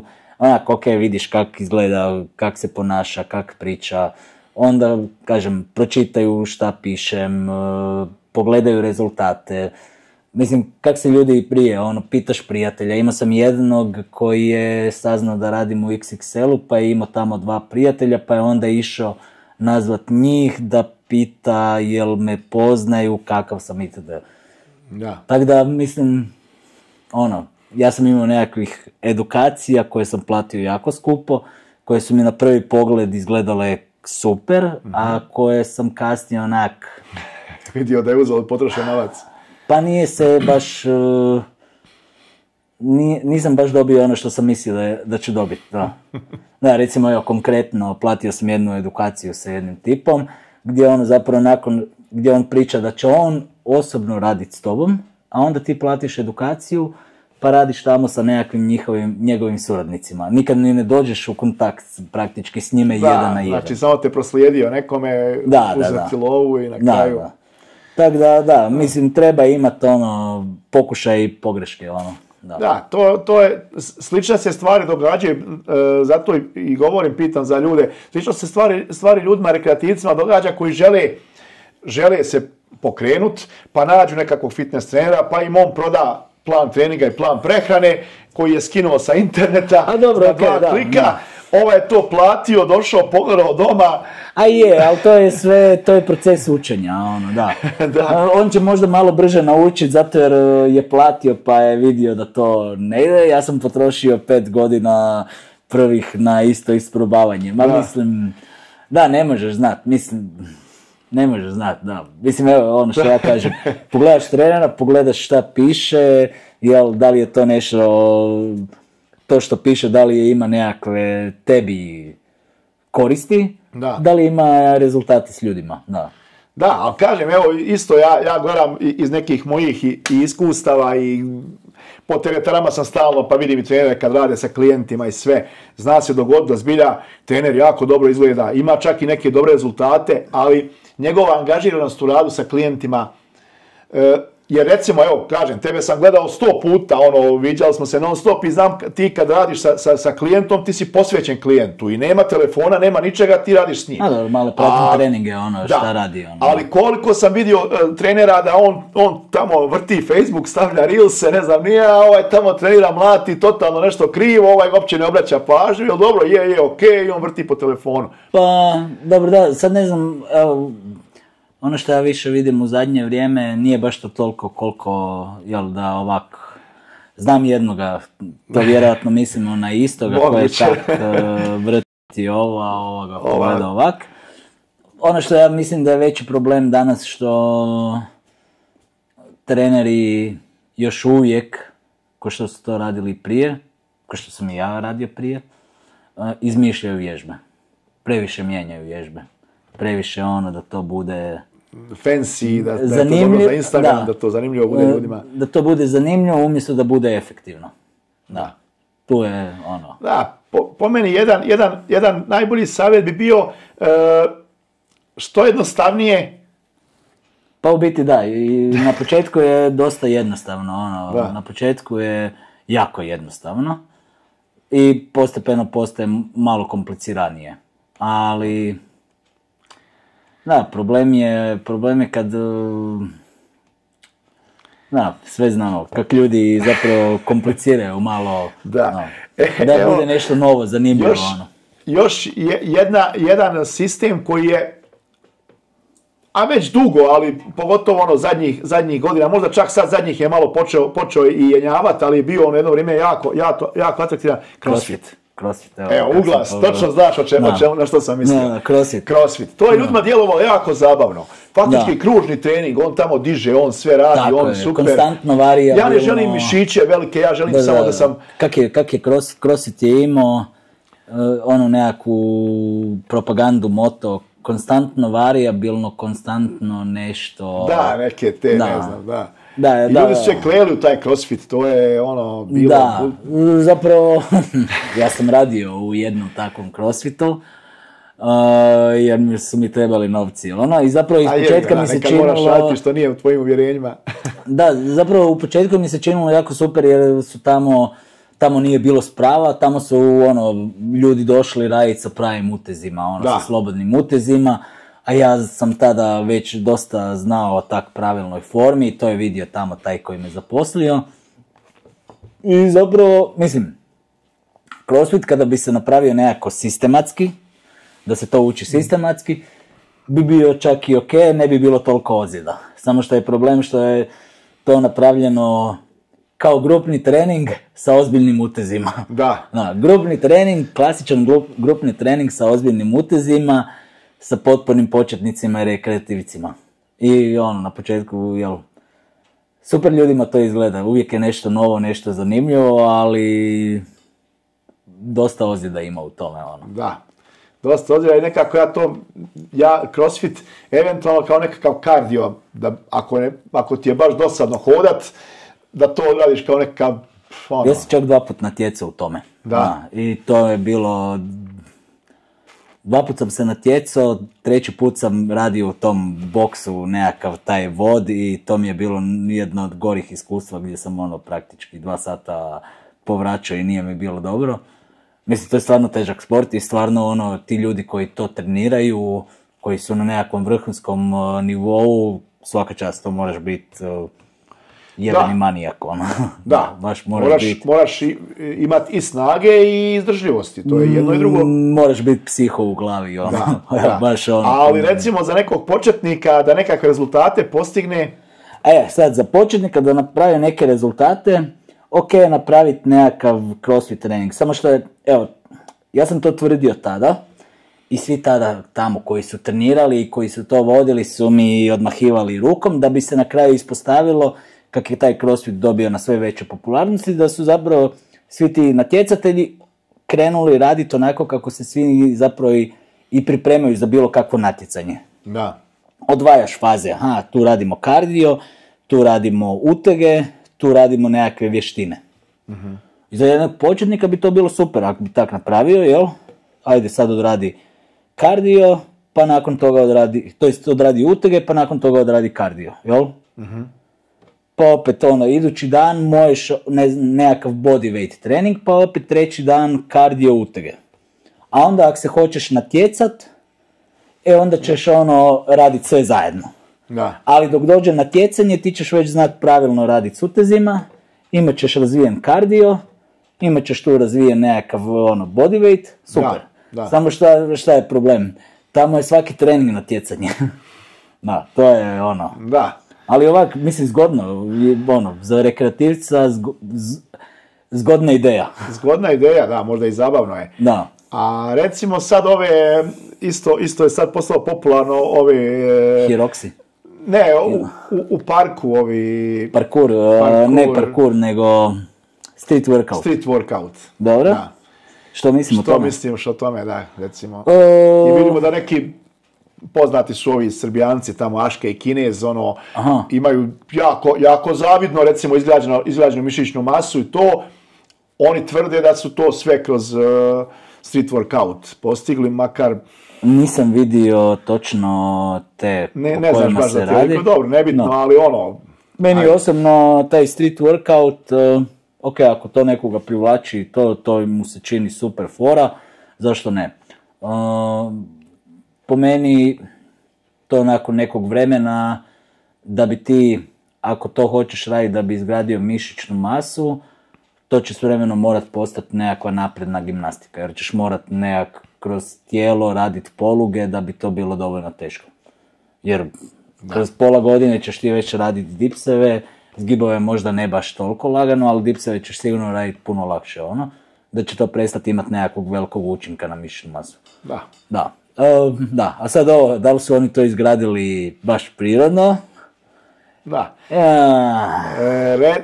Recimo, evo, ja znam kroz svoje iskustvo, dipseve i dan danas radim obavezno uz trening prsa, ubacim 3 serije dipseva. Samo radiš s opterećenjem još. Radim s opterećenjem. Znači, on kao prvo radi ga tamo u parku bez opterećenja. Bez opterećenja, da. Zgibove isto tako ubacim u redovne svoje treninge, ali pazi, ja sam uz dipseve odradio još i potisak kosi, potisak ravni, odradio sam, ne znam, chest press i uz to još i te dipseve. Da. I nisam dobio nekakvu zavidnu mišićnu masu. Ajde, recimo... Sjećam se kad su bili ovi u Hrvatskoj popularni dva brata, I ja sad isto gledam i kao... A mislim, ne smiju oni reći na televiziji, jel? Ali što mogu reći na televiziji da su ovak, kogod zna, shvaća da to... Ne možeš imati baš takvu genetiku. Da, baš takva genetika i takva mišićna masa i tako izrezan... Mislim, preko 20 godina sam u teretani, vidio sam genetski nadarenih likova, za koje znam, mogao bi ruku staviti u vatru da nisu ništa uzimali. I nisu izgledali baš tako. Da, mislim, mi koji smo dugo u teretani, u većini slučaja kad vidim čovjeka mogu već znati na kojim je lijekovima. Da, to je, da. I po njegovom ponašanju već mogu... Ali što je super kod takvih svih je što to ima jedna dobra stvar. Takvi likovi će motivirati ove koji ne idu, mogu izgledati tako. Dok on krene i shvati da ne može izgledati tako, on će već imati iza sebe barem 3-6 mjeseci treninga, možda i više. Dobro, da, čak i to nije loše da ljudi počnu da krenu. Zapravo ih motiviraju. A onda kasnije kad dođe napravi neki rezultat, možda već bude zadovoljan s time kako izgleda, pa neće više. Pa možda bude, da. Pa dobro, za neke ljude, za početnike, bilo bi dovoljno čak da rade ujutro, čučnjeve sa vlastitom kilažom, sklekove. Tako je, da. Ali da svako jutro radi kontinuirano, recimo, ili svako jutro ili 3 put tjedno. 3-4 dana. Koliko god. Ja sam uvijek rekao, ljudi kad, ne znam, moji vršnjaci i to, kad su dobili djecu i to. Da. Ok, gle, nemaš vremena za teretanu, shvatljivo, jel? Nemaš vremena jer moraš ići, u 2 moraš biti tu, u 5 moraš biti tamo, ali ono što zapravo bi trebalo u takvim situacijama napraviti, što bi ja zapravo trebao napraviti, je da odradiš barem minimum minimuma, jel? Da znaš da imaš nekakvu rutinu, naviku i to. Da. Ali definitivno, da. Za nekog početnika odi u park i radi street workout. Imat ćeš rezultate, imat ćeš super rezultate. Bolje nego da ideš u birtiju, ono. U svakom slučaju. Dobro.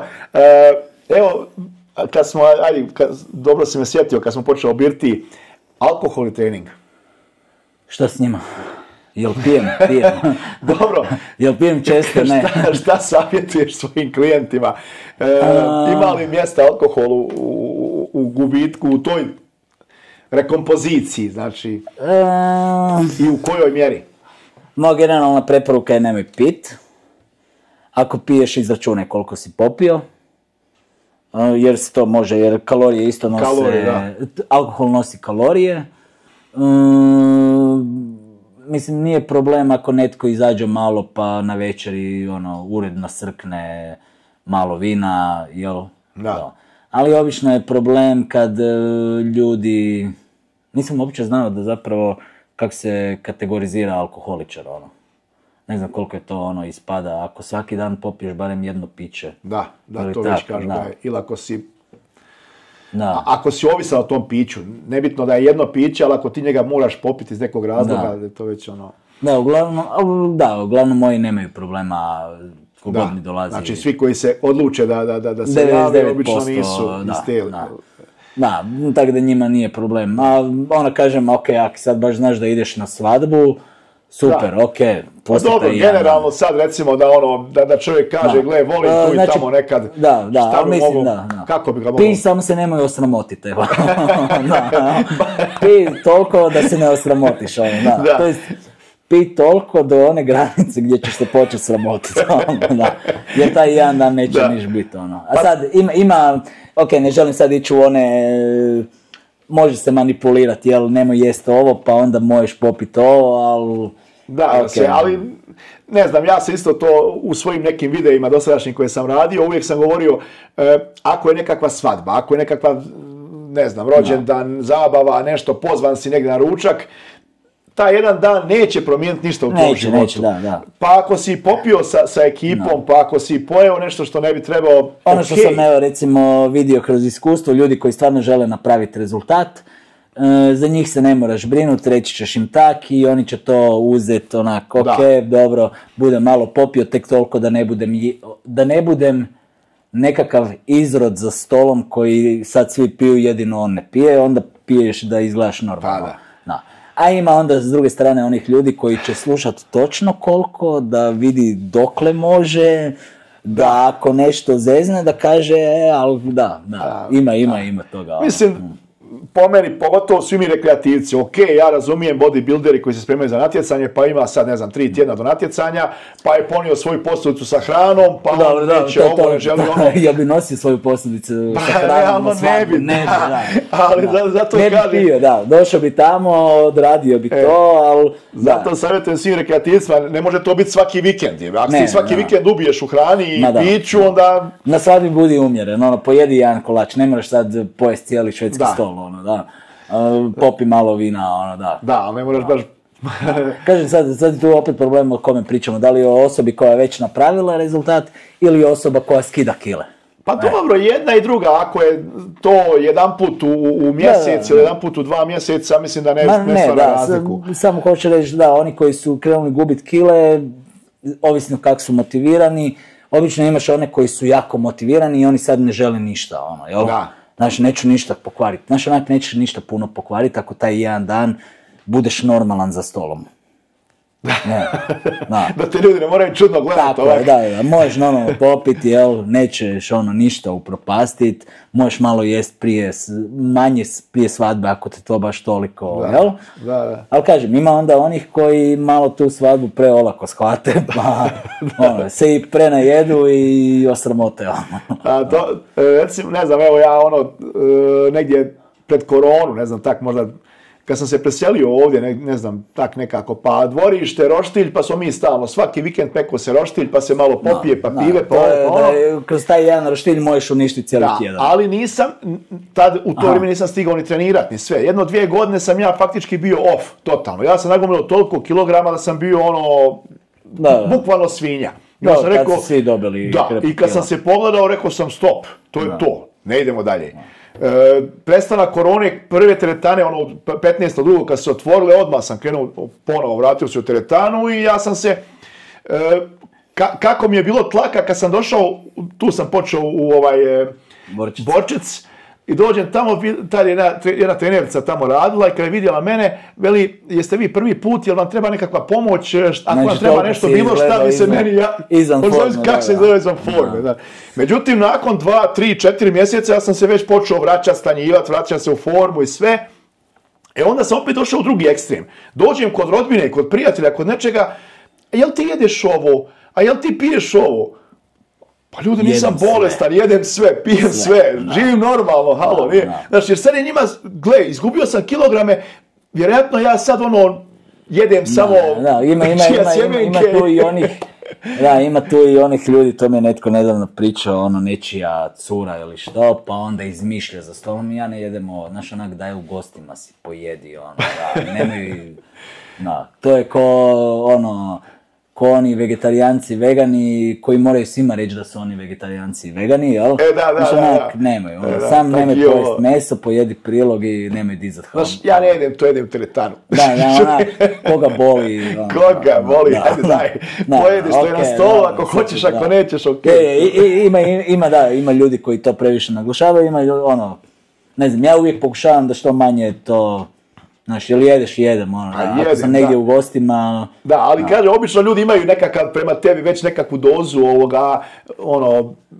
rezerve, jer misle da ti drugačije se hraniš totalno, da ti drugačije totalno živiš, da malo to je drugačije, ali nije to ništa, da ja ne mogu. Da, znaš šta sam primijetio, recimo, primijetio sam kad sam tek krenuo, da bi me prijatelji nagovarali na neke stvari. Jel? Onda su poslije te odgovarali. Ma ne, poslije više te nitko, jer znaju. Vide već, da. To je, mislim da je to problem početnicima, je što oni sad hoće uspostaviti neke nove navike, još uvijek se druže sa ekipom, i još uvijek će se družiti, nek se nastave družiti. Ali će ih oni, pa daj malo ovo, ja mislim, ja njima uvijek svima kažem, trebaš im jasno odmah reći, gle, trenutno, ne znam, radim na tome da skinem kile, ne smijem, jer, znaš, to, da im što prije, što jednostavnije objasniti, ne me, Ali kasnije, kažem, oni više mene nitko, ako kažem da više neću piti, to je to, više neću piti, Ako neću jest, neću jest, I sad tu dolazi do izražaja ovo, što si ti govorio na početku, da mora čovjek naučiti kako se hrani. Znači, ako ti znaš kako sebi možeš složiti obrok, ako je tebi svadba, tu ima svega, znači ti sebi na tanjuru uvijek možeš iskombinirati, složiti takvu kombinaciju. I uvijek će moći zapravo i biti normalan za stolom i pojest sve što svi jedu. Znači nećeš pojest pol kile kruha, nećeš pojest 10 kolača, nego ćeš pojest jedan kolač, pojećeš možda jednu štucu kruha i tu zračiš neki crni. Neko ako ti baš gleda u tanjur vidjet će da se malo iskontrolira najedeš. Izabrat ćeš bijelo meso pileće sa tanjura, izabrat ćeš nekakvu šniclo koja nije masna ili ćeš odvojiti vidljivu masnoću. Znači već se ti možeš iskombinirati. Ali ako znaš, zato je bitno naučiti. Izgledat ćeš možda ko nekakva ženskica za stolom koja pomalo jede, ali... A mislim, može se, ne, šalim se, nećeš izgledat ko ženskica, ali mislim, može, kogod. Mislim da je to na početku, zato je dobro da svi nauče šta točno jedu, koliko toga jedu. Što jedu, koliko jedu. Da si znaju poslije iskombinirati. Kasnije će znat već otprilike... Već i po osjećaju, po veličini na tanjuru, znaš otprilike kolike su tvoje porcije obično izgledale. I onda kasnije više nećeš govoriti drugima, ali znaš koliko malo ja jedem. Da. Tad ćeš stvarno malo jesti. Tad ako ćeš jest puno, šutit ćeš. Tad nećeš uvjeravati nikoga, onako, kakav si toliki, onako, ne znam. To je. To su ga... Ali da, mislim da to to za vrijeme svadbi, to tako, Ma mislim, možeš alkohol, može se, ali ono, u razumnim nekakvim količinama. Pa recimo ja pijem sad jedino kad odem van, a u zadnje vrijeme sve rijeđe i rijeđe idem van. Da. I što mi je zapravo super, jer ako odem van i ako krenem pit, sutradan nisam dobro, ono. Da. Pa, recimo, evo, šta ja prakticiram, pa ono, evo, isto možeš prokomentirati, da kad odem tako, prijatelj me neki zove na roštilj ili ne znam, ni ja dođem tamo, popijem jednu rakicu, ono, prije jela. Ako nije rakica, viski ili bilo kakvu žesticu, jednu žesticu 0,5, to popijem prije jela.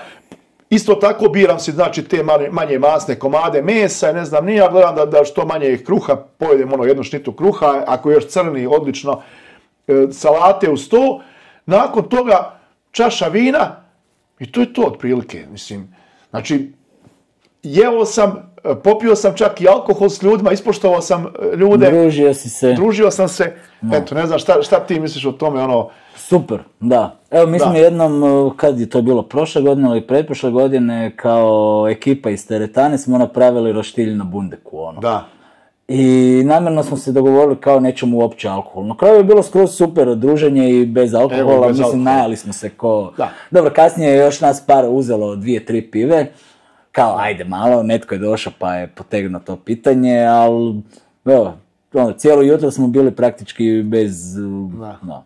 Ali ono, može, da. Recimo, evo, šta taj dan misliš? bi recimo ono, ok, ideš na druženje, otpišeš. Ono, da, šta misliš, evo, baš to o pivi kao alkoholnom piću, kao općenito kao piću, pogotovo u gubljenju kilograma i tak nekoj transformaciji? Pa ne znam sad kak je za druge, ali mislim da je možda isto slično, ali mene piva dosta mi potiče apetit. Jel moguće? Pa je, i meni isto, baš onak istruže i potiče apetit. A dosta je i kalorična, mislim da je najkaloričnija od svih tih alkoholnih pića. Sad ne znam, više se ne sjećam koliko, ali moguće, ne znam, pa da ima 200 kalorija mislim da čak i možda i više. Na pola litre, 250 možda. I što je obično, što je još veći problem, najveća količina, jer ti je obično najmanje što ćeš popćeš jednu pivu od pola litra. Tako je, da. To je već pola litra alkohola, a ti popiješ 2 deci vina, to je ipak... Da, nekome ko pije, jedna piva je ko nijedno. Da. No. Dvije pive su onak, aj dobro, ono, jel? Da. Ali znamo da ovi koji piju pive, oni pope po, mislim, ne znam više uopće koliko, ali sigurno jedno 5-6 piva. 5-6 piva, znači realno to je već 1200 kalorija. Da, jako puno. Samo kroz pive. Da, ljudi zapravo, zato je dobro opet se vraćamo na ono. Dobro je neki put izmjeriti. Recimo, ja sam prestao pit pivu, imao sam mišljenje o sebi da ja pijem pivu samo možda jednom do 2-3 puta tjedno. To sam ja imao mišljenje, sliku neku o sebi. I onda sam počeo upisivati te pive. Aha. I onda kad, mislim upisivati u ovu aplikaciju, u MyFitnessPalu. Da, u MyFitness, da. I onda kad sam u MyFitnessPalu vidio da zapravo možda 1-2 dana u tjednu ne pijem pivu, onda sam shvatio, se Bože, ovo može prerasti u alkoholizam. Da. I to me zapravo osvijestilo da prestanem pit pivu, ono. Da. Danas je stvarno, ono, jako rijetko pijem. Kažem, ako izađem van, ono... Pa da. Pa evo, i većinom, recimo tako, treneri, ti fitnessari upozoravaju na zaslačene sokove, kao Coca-Cola, ovo. Okej, ali Coca-Colu, teško će neko sad sjest pa popit 5-6 Coca-Cola pod pola litra. Da. Znaš, popćeš jednu ili dvije plafon i to je to. Da, mislim da je tu sad jedino, ok, ja bi tu rekao što je tu ispada ta navika uvijek, jel? Da. To je navika. Ali opet kažem, ono, ne znam, ako čovjek popije poslije ručka jednu Coca-Colu, a ovaj popije 2 ili 3 piva, velika je, a otprilike su kalorijski jednako. Da, dobro, ok, da. Mislim, kažem, ako smo sad u gostima i netko me ponudi Coca-Colom ili pivom, popit ću tu jednu pivu ili Coca-Cola. Ma znam, to je ok, ali... Ono što bi izbjegavao je da doma kupujem Coca-Colu i da doma kupujem pivu, jer to onda, kažem, prerasta u naviku, svaki dan pomalo, na kraju tjedna si već skupio ne znam koliko brido. A sve su to neke stvari koje ljudi ne uzimaju u obzir jer ne smatraju da su pojeli, oni su to popile, u stvari to isto jako puno kalorija koje se unesu. Da, brdo, da. Pogotovo recimo, ja sam prije koliko... prije 10-12 godina sam radio ko konobar. I onda sad isto koliko ljudi zna popit po 3-4 kave s mlijekom na dan. Plus malo šećera, to može ispasti 300 do 500 kalorija dnevno samo jedan kroz obrok. Kave. Da, jedan obrok, samo kroz obrok. Kave. Sjećaš se kad sam bio u srednjoj školi, bio sam tamo u njihovoj školi u kantini. Da. I sjećam se ove žene iz računovodstva, to je svaki dan si ne znam koliko puta išao njima nositi kave. Vjerojatno nisu ništa jele, nego se samo pile kavu i pušili cigarete. Ali da, brdo kalorija se može tako. To ljude dosta zna zavarat, baš to što smo pričali, ali ja ne pojedem puno. No. Ja sam isto jednom prilikom kolegi na poslu, on je otišao tamo u kantinu i 4 kruha je donio, malo salame, sira unutra i sok. Isto Coca-Cola, Fanta, nemam pojma što je. I veli on, kao nisam se ništa ponio, a pazio je. Uz moje naputke i to je pazio na prehranu. Ali taj si dan nije ponio ništa od doma kako je planirao, nešto je to malo ga zeznulo, pa je otišao si tamo kupiti. I on Coca-Cola i šta je sediš? Coca-Cola, 4 kruha, bijelog, malo salame i malo sira. Uh-huh. I kad sam ja to sve izračunao, otprilike to je negdje bilo oko 1200-1300 kalorija u tom jednom obroku. 4 kruha, da, klasičan. 4 kruha, sir, trapist ili ne znam kakav. 100-200 grama, jel? Da, 150 grama, pa salame nekakve, isto tako nekih 150-200 grama. To nekakve masne čajne kobasice ili nešto. A on je recimo tad bio na nekih 1700 kalorija, otprilike. Da, ljudi se zapravo to... Znači, on je u tom jednom obroku skoro unio svoj dnevni unos. Cijeli svoj dnevni unos, da. Sad je to, ne znam s kime sam to pričao, ali kad ljudi imaju cheat mealove. Aha. I onda ako stvarno ne vide koliko su unijeli, oni su mogli unijeti u tom cheat, ovisno šta jedu, ali ovisno i koja osoba jede, može poništiti cijeli tjedan sa jednim obrokom. Recimo, evo, jedan burger bar u koji sam znao ići prije, jedan njihov cijeli meni kad se zbroji sa, prilogom, pomfrijem i to, ja mislim bio mislim da je hamburger, samo hamburger je bio 1500 kalorija. Da. Kad bi se zbrojao pomfri, malo nešto majoneze i nekakav, ja sam tad znao Peter Adler, mislim da je bilo oko 2100 kalorija. Da, i uglavnom što je zapravo... ako si dnevno 500 kalorija u deficitu, ti si 4 dana faktički popio... Tako je, da. S time da je to bio, samo jedan obrok u tom... Samo jedan obrok u tom danu, da. A di su još ostali obroci, da. Znači da si ti prekucao... Da, i sad da li je netko radio cheat meal ili cheat day, to je ako je cheat day, možda si izveznuo i 2-3 tjedna. I 2 tjedna, da, i 3. To je to gdje ljudi obično tako ne izračunaju si i pogriješe. Dobro, znači, recimo, evo sad opet da se vratimo tim našim rekreativcima, otprilike smo nešto tu prehranu, malo šta se treba paziti, kako se treba paziti, vezano za trening. Treninge, rekli smo, uglavnom propagiraš te višezglobne vježbe. 3 puta tjedno, da naprave cijelo tijelo, da 3 puta tjedno stimuliraju mišić, da se baziraju na te osnovne složene vježbe, to su čučanj, mrtva dizanja, bench pressovi, sklekovi, zgibovi ili lat povlačenja. Tu sam opet ovisi o konstituciji čovjeka, kilaži njegovoj. Tako je, da. Ali mislim, to su generalni pokreti. Sad svaka od tih vježbi se može skalirati i učiniti jednostavnijim. Da, pojednostaviti, da li na mašini, da li ovak, na Smith mašini. Da, uglavnom, za nekoga ko je početnik, ko krene sam, ja bih mu uvijek savjetovao, pogledaj dobro na internetu. Da, zapravo bi ga odmah usmjerio šta da točno radi, da. Jer evo, ja bih uvijek rekao kreni s jednom vježbom za noge, tipa čučnjevi, iskoraci, leg press, nešto toga stila. Kreni s jednom vježbom za prsa, bilo da su to sklekovi, bench press, kosi bench, bilo s bučicama ili s utezima. Ja uvijek krenem s početnicima sa bučicama, pošto su malo lakše. Jedna vježba za leđa. Jel? Da, to mogu biti zgibovi ako može raditi zgib. Danas se rijetko ko može raditi zgiba da je početnik. Ovi koji početnici, da. Ali lati ili nekako veslanje na spravi. Da. I nekakva vježba za zadnju ložu gluteus. To može biti ili sjedeće, ležeće fleksija, ili hip ekstenzija, ili rumunjska dizanje, mrtva dizanje je već malo kompliciranije, ali to. Znači 4 vježbe za početak. Ako osoba nema vremena, najčešće danas ljudi koji imaju posao, ženu, djecu i to, ili muža, šta već, koji nemaju vremena, da barem odrade te 4 vježbe, već bi napravili hrpu. I sada dolazimo ovo što si ti jednom spomenuo, progresija. Da. To je recimo bio moj najveći... Koliko je ona važna u jako procesu? Važna, najvažnija. Zapravo to je, mislim da je progresija možda i prvi princip treninga. Jel je?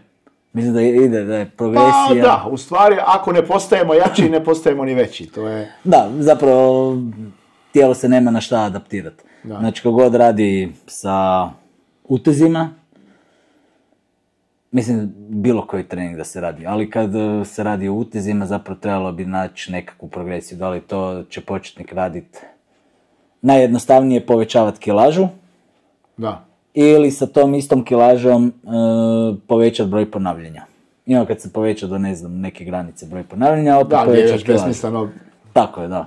I mislim da, evo recimo tu je moje što sam ja dosta vremena gubio, prvih, ja mislim barem 4-5 godina, koliko već, stalno sam mijenjao nekakve nove vježbe, isprobavao ovo, nikad nisam pratio tu progresiju ili ju nisam pratio dovoljno dugo. Jel? I evo recimo kad odeš u teretanu, koliko ljudi vidiš da stvarno zapisuje treninge, da prati treninge? Jako malo. Jako malo. Vidim da surfaju. Da. Ja vidim ove u teretani koji su powerlifteri i oni obično treniraju po nekom programu i prate koliko kila dižu. Mislim da je to koji od rekreativnosti zapisuje. Mislim da je ta zapisivanje progresije ekvivalentno zapisivanju prehrane. Da, pogotovo za početnike, recimo ja ne zapisujem sebi, ali ja znam već otprilike, radim dosta dugo vremena mahom isti trening i znam gdje mi je otkaz i znam s kojom sam kilažom radio prošli trening i znam koliko sam ponavljanja, ali za neko ako to ne zapamti, dobro je zapisati. Meni je odlično zapisati to na papir ili u aplikaciju, tako da vidim koliko dugo već radim sa jednom te istom težinom. Da, evo, zbog toga... Koja otprilike vremenski raspon ako je ista kilaža, ako se kilaža nije povećavala, nešto treba mijenjati. Znači, ako sad, ne znam, sa istom kilažom radimo već 2 tjedna, jel već treba nešto mijenjati u treningu ili... Ok, o kom pričamo, jel?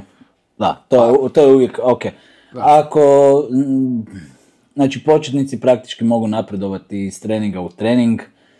Prvih to je sad opet ovisi od osobe do osobe, ali ajmo reći, iz treninga u trening postepeno 1 do 3% iz treninga u trening mogu napredovati sigurno prvih 3 do 6 mjeseci. Da, znači svaki trening su jači. Po mrvicu, da. Da li je to, ajmo reći ovako, da, svaki trening malo jači, da. Ili svaki tjedan barem malo jači. Da.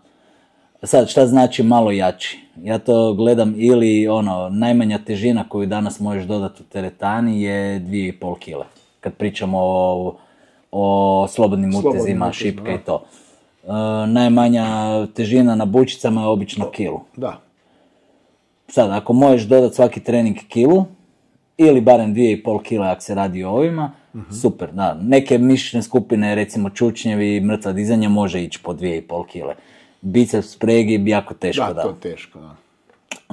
Tu onda treba na broju ponavljanja raditi progresiju, ako je... Pa na broju ponavljanja, da. Mada mislim da biceps pregi će jako brzo doći do nekakve stagnacije, ali ok, ja se uvijek baziram na ove velike vježbe. Ove popratne, da, njih nisu više toliko... manje kroz ponavljanja. Da. Zato mislim da je dosta dobro pratiti to sve, upisati, da vidiš točno koliko sam na ove vježbi radio ponavljanja.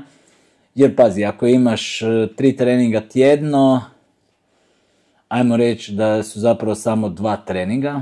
Ajmo reći da prvih par mjeseci radiš 10-12 vježbi nekih, jel? To je na 10-12 vježbi moraš zapamtiti sve kilaže.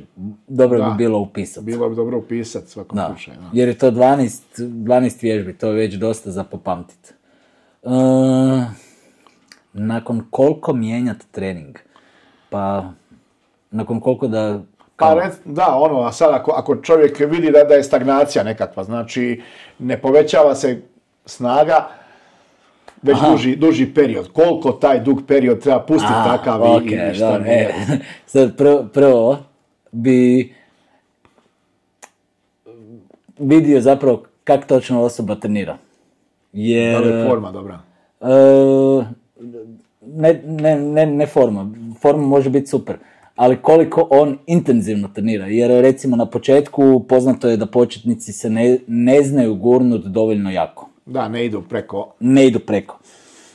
Onih prvih par godina što sam ja trenirao, ja sam mislio da treniram super jako.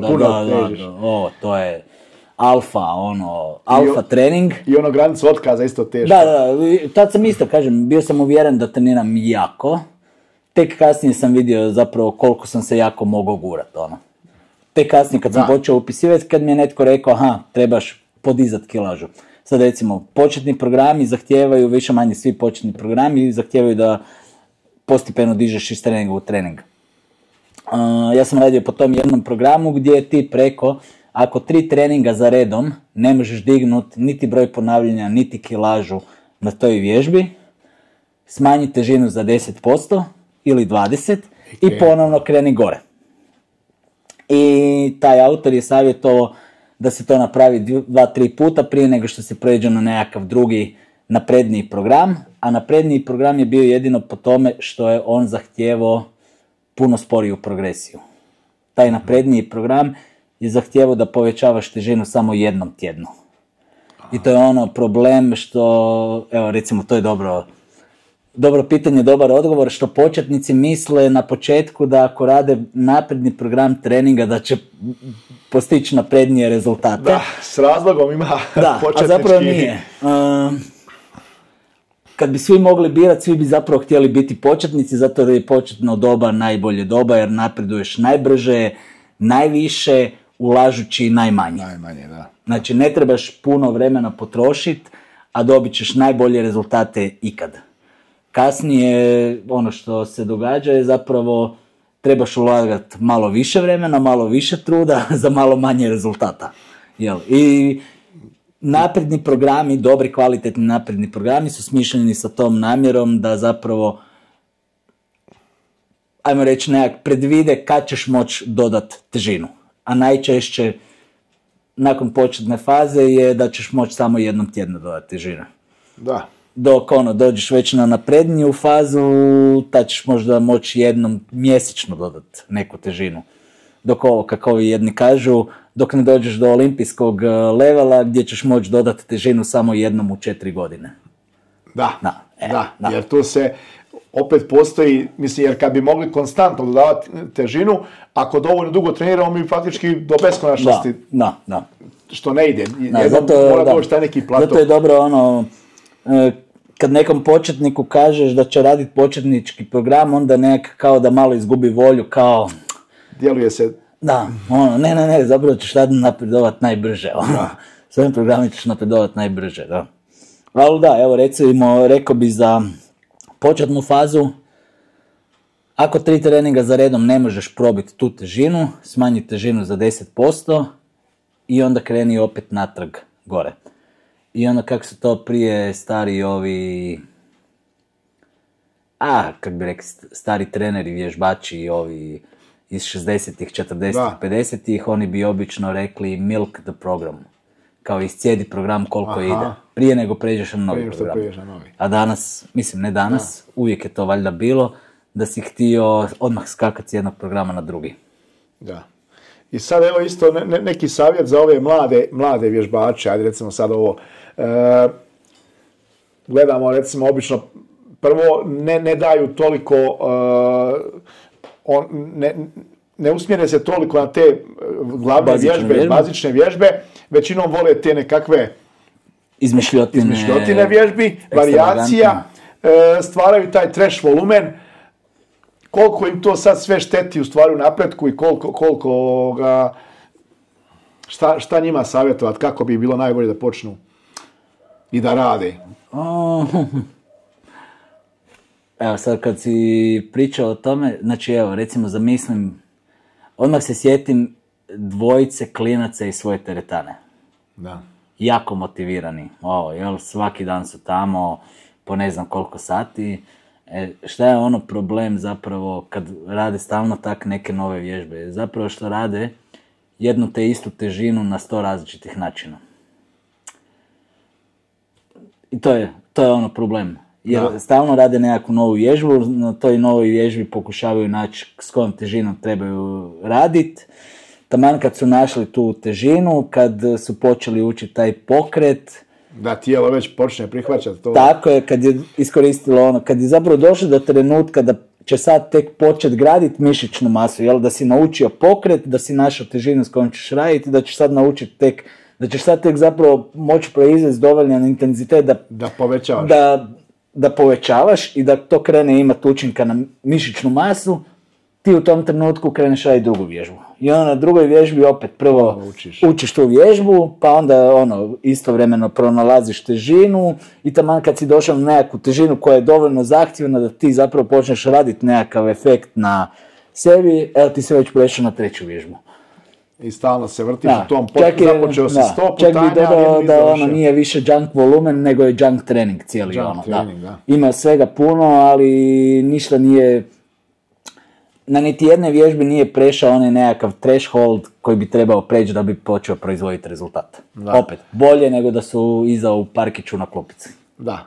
A isto kažem, meni točno mi bude nekad žao tih klinaca, ali vidim da ne vole baš previše da im se imaju oni svoje neke vizije, da. Pa onda obično ih ne diram, ali bude žao kad vidim kako krivo rade i da neće s tim postići ništa.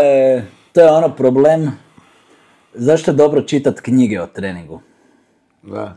Ja sam se čudio jednom svom kolegi koji je kupovao nekakve certifikate i knjige od jedne Precision Nutrition, John Berardi. Aha. John Berardi je imao sve na svojim stranicama, sve javno, znači sve što tamo pročitaš će pročitati u knjizi. Ja sam ga pitao, pa dobro, kaj si glup, zašto da? Kaže da, ali tamo je sve posloženo točno onim redoslijedom kojim trebaš ići, što stvarno je. I obično kad smo početnici, mi gledamo ono što mi mislimo da je doista ono što nam je bitno, ne kužeći da to što mi gledamo možda uopće nije bitno. I u većini slučajeva nije bitno. Da, evo, to je ono. Da. Mislim da to početnici dosta često onak... Da, i uglavnom gledaju nekog već izgrađenog bodybuildera sa Olimpije, gledaju njegov trening i žele kopirati taj trening. Misle, ako on to tako radi, to je najbolje. Da, pa to sam i ja radio. A u stvari preskaču osnovnu, srednju školu, upisuju se na fakultet. Ne rade ono što je taj njihov omiljeni bodybuilder radio prije 10 godina kad je krenuo, nego rade ovo što sada radi. Da, to je klasično. Pa to ako nemaš nekoga ko će te klepiti sa strane i to ćemo svi napraviti. To ćemo svi napraviti, da. Treba naći nekoga ko će biti dovoljno investiran u to da ti napraviš dobar rezultat i koji će ti reći da Bilu nemoj to raditi, nemoj gubiti vrijeme. Treba imati nekog tako. Inače ćeš to Da. I onda opet imamo to, viđamo i ti i ja iste ljude, recimo 10 godina viđamo iste ljude koji rade mahom isti trening, ali su iste i kilaže u tih 10 godina i oni isto izgledaju u tih 10 godina. Sve je rečeno, ne? Nije što dodati. Neko 5 godina, netko 10 godina, da, netko možda doživotno, da. Mislim da danas je puno možda, da, opet govorim iz jedne perspektive, ako si u velikoj teretani, ako si spreman nekoga pitat, puno brže ćeš napredovati. Gledam dva dečka malo starija iz XXL-a, i sam im postavio to pitanje, šta misliš koliko godina si izgubio radeći gluposti? On je rekao 2, Jer si onak mislim, znaš, ono, ja sam sigurno 5 izgubio, znaš, ono, tamo negdje 8. razreda srednje škole, jel? Da. Do, ne znam, 20. godine, ono, koliko godina, možda i više, ono. Jel, ali šta je bilo dobro kod njega? On, kad je krenuo, odmah je krenuo u XXL, tako da je imao i YouTube, Da. internet, ali je imao i tamo starije dečke koje je mogao pitat. Pa je onda, jel, I htio je poslušat. I htio je poslušat, da, to je inače netko ko je onak dosta, Da. cool tip. Baš ono, na početku smo pričali, ja kad sam počinjao tad, kad si vidio nekog velikog i krupnog i jakog u teretani, nekako sam se uvijek volio da budem blizu njega, da se bar počnemo pozdravljati s vremena pa da bi ga mogao nešto pitati, da mi nešto kaže. Jer drugačije nisi mogao doći do informacije. No. Danas toga nema, danas su informacije dostupne, ali većinom ljudi uvijek odaberu nekakve krive informacije. Da, sad je tu opet ono koliko je taj, ako pričamo o mladim klincima, je ono i do odgoja kako ga je netko naučio i kako se on zna snalaziti u svijetu. Recimo, ono kad sam ja tek počinjao, imao sam tu sreću što sam trenirao u jako maloj teretani. U kvartu. Da. I onda mislim da je to ok da kad te stariji vide i kad te vide da dolaziš i da se trudiš da će ti nešto reći. Da, sad je na tebi da ti to poslušaš. Da ti to poslušaš, da. Da, tako da, ok, da, klinci možda trebaju malo više poslušati. Ono, da, i po meni kad vidiš nekog da je stvarno velik i jak, ne mora nužno biti da sve zna. Ne mora biti nužno da sve zna, ali ipak na neki način, bez obzira na genetiku, ipak je on morao nešto znati da bi to sve postigao. Da. Nije to baš moglo sve genetika pa da je radio sve krivo. No. Znaš, neki su mu se morali poklopiti stvari. Ako ništa, barem zna da treba više jest. Ako da. I da treba više dizati. Tako da ipak ćeš nešto više čuti od njega nego što ćeš čuti od nekog tamo žgoljavog tipa koji ti puno palamudi, sve je pročitao, ali nije to baš na sebi. Tu je sad opet teško je ono... Da, mogu bi reći za jedne i za druge, ali da. Ako si početnik, vrlo vjerojatno ćeš poslušati onog većeg i jačeg jer je automatski vizualni dojam. Da, ali možda je čak i bolje, ne znam. Ali kužim šta hoćeš reći jer ima hrpa tih... Ima hrpa ljudi koji imaju priču, šatro kad ih slušaš, sve znaju o svemu, ali na sebi to nisu primijenili. Pa čekaj, ako ti to već sve znaš, pa što to ne napraviš? Da. Tu je recimo jedna stvar koju, spomenuo sam na početku da je u moje vrijeme kad sam ja krenuo da sam dosta toga mislio ili sam naučio preko foruma. I onda smo jednom na tom forumu imali nekakvo forumaško natjecanje gdje je svatko trebao snimiti sebe kako nešto diže, pa zezancija. I znaš šta je sad na tim forumima problem, što je danas dobro, barem svatko ima svoj profil, ime i prezime, ali prije se na forumu imao nickname. Da, nickname, pa nisi mogao znati koji je odakle. I znam da sam se tada jako razočarao kad sam vidio ljude iza tih nickname-ova. Jer iza nadimka, ovi su pisali, ja sam mislio, ovo je nekakav... Puni znanja, da. Trener kineziologije studirao je valjda u Rusiji teoriju treninga, kak je on to stručan. I onda kad ga vidiš da je on ili debel ili mršav i da ne može, da diže manje od tebe, Isuse Bože, koliko ti slušaš, jel? Da. To je to. Ovi, jako su stručni u nazivima. To je, evo da, recimo, to bi dobro rekao kad prepozna dobrog i lošeg trenera. Jel, kome vjerovati ili kome ne vjerovati.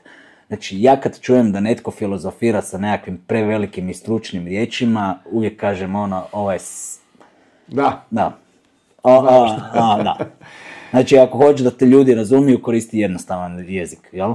Ako hoćeš ljude zadiviti, tu se nešto Da.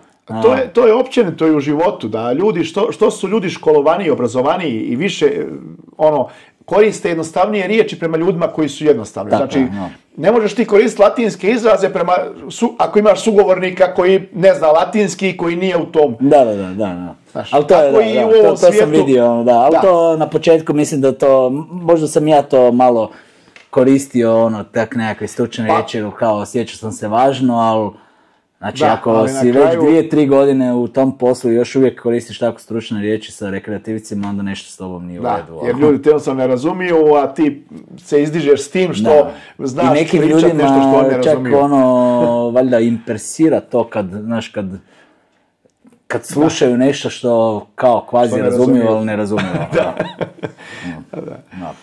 Tako da, to. Jednostavan jezik, slušat trenere koji, ja bih rekao, koji na nešto izgledaju, pratit šta pričaju i vidjeti da li imaju rezultati. Jest da se rezultati ti mogu na internetu. Mogu se fejkat, ali eto nije Mogu loše se čak ni fejkat. malo raspitat Ali se. da, ako ima jako puno rezultata iza sebe, to je već jako teško isfejkat. Pogotovo što bi rekao, ako ima rezultata na kojima se vidi lice te osobe koja je napravila rezultat, to je već, odrezane glave. Dobro, uglavnom za Nevena ja sam vidio i naviđao s rezultata, stvarno sam evo, kako smo dugo tamo trenirali, pa sam stvarno viđao ljude kakvi su došli, kakvi su bili nakon mjesec ili dva, to su stvarno fascinantni rezultati. Ima jedan dečko koji je, to se baš sjećam tog primjera, taman je završio sa mnom trening i krene se preslačiti u teretani, u slačionici, i ovako se preslači, on sad skine majicu, i ovako vidi tamo ga neki dečko gleda, i ovaj ga ovako gleda i on njemu kao, znaš kaj me sad gledaš, i on onako kaže, znaš sjećam se kad si tek došao, stvarno svaka čast, jer je taj bio taj je bio super napravio. Da, kažem, ja se baš par likova sam onako dobro zapamtio, znam kakvi su bili, sjećam se onaj što ima one redlove nekakve. Za njega baš pričam, za njega, znači on je bio, preogroman lik, on je tako kratko vrijeme se... On je bio taj koji je skinuo majicu da ga gleda, znači njemu su znali ljudi doći isto u teretane kao svaka čast, Svarno, na kraju si još išao, sad više nema redlove. Harmonika, lik. To je isto jako bitno što kad klijent sluša, kad klijent jednostavno vjeruje treneru i kad sluša i to je... Ne znam, to je Borko, on će mi, mislim još dan danas se čujemo, on je stvarno... On je likčina, on je car. Pa evo, kroz taj posao se upozna jako finih ljudi. Inače u teretanama, evo, ja sam tako finih ljudi upoznao u teretanama, pa u principu, u teretanama uglavnom idu, cool likovi. Da. Malo je, nekih... Ma da, to je stvarno možda pojedinci, ja mislim da se i oni dugo ne zadrže. Ne zadrže se dugo, a meni čak i ovi mladi dečki, ti klinci, čim on došao u teretanu, to je već jedna velika pozitivna stvar za njega, znači da bira sport umjesto lošeg života, bira dobar život. Ja ga već drugačije gledam, već ga gledam sa nekakvom Znaš šta je dobro još stvar, što obično tad klinci kada krenu u teretanu nauči kuhat sami sebi, Što je još dobro, još bolja stvar. I to je tako da, evo, ništa, uglavnom ljudi, trenirajte, vježbajte, radite na sebi. Ne znam, evo, imaš ti još šta za dodat? Pa ne, mislim, puno čitajte, ako nemate vremena čitat, unajmite nekoga da vas nauči barem osnovama, slušajte što vam priča i tako, mic po mic. Da, naučite filtrirati informacije, malo provjeravajte informacije na više strana, ako više ljudi istu informaciju prenosi jednako, onda vjeruju da je to dobra informacija. A ako samo jedan trener tvrdi nešto, to već treba uzeti sa rezervom. Vidite chat GPT, I to je sad. I eto, to bilo to otprilike, ako smo sve... Ma ima još tu za pričat, Ima toga još za pričat, ali evo, za ovaj puta, možda još nekom prilikom, drugom prilikom. Za sad, onda ništa, evo. Pozdravit ćemo svu ekipu, od mene i Nevena, pa do idućeg gledanja.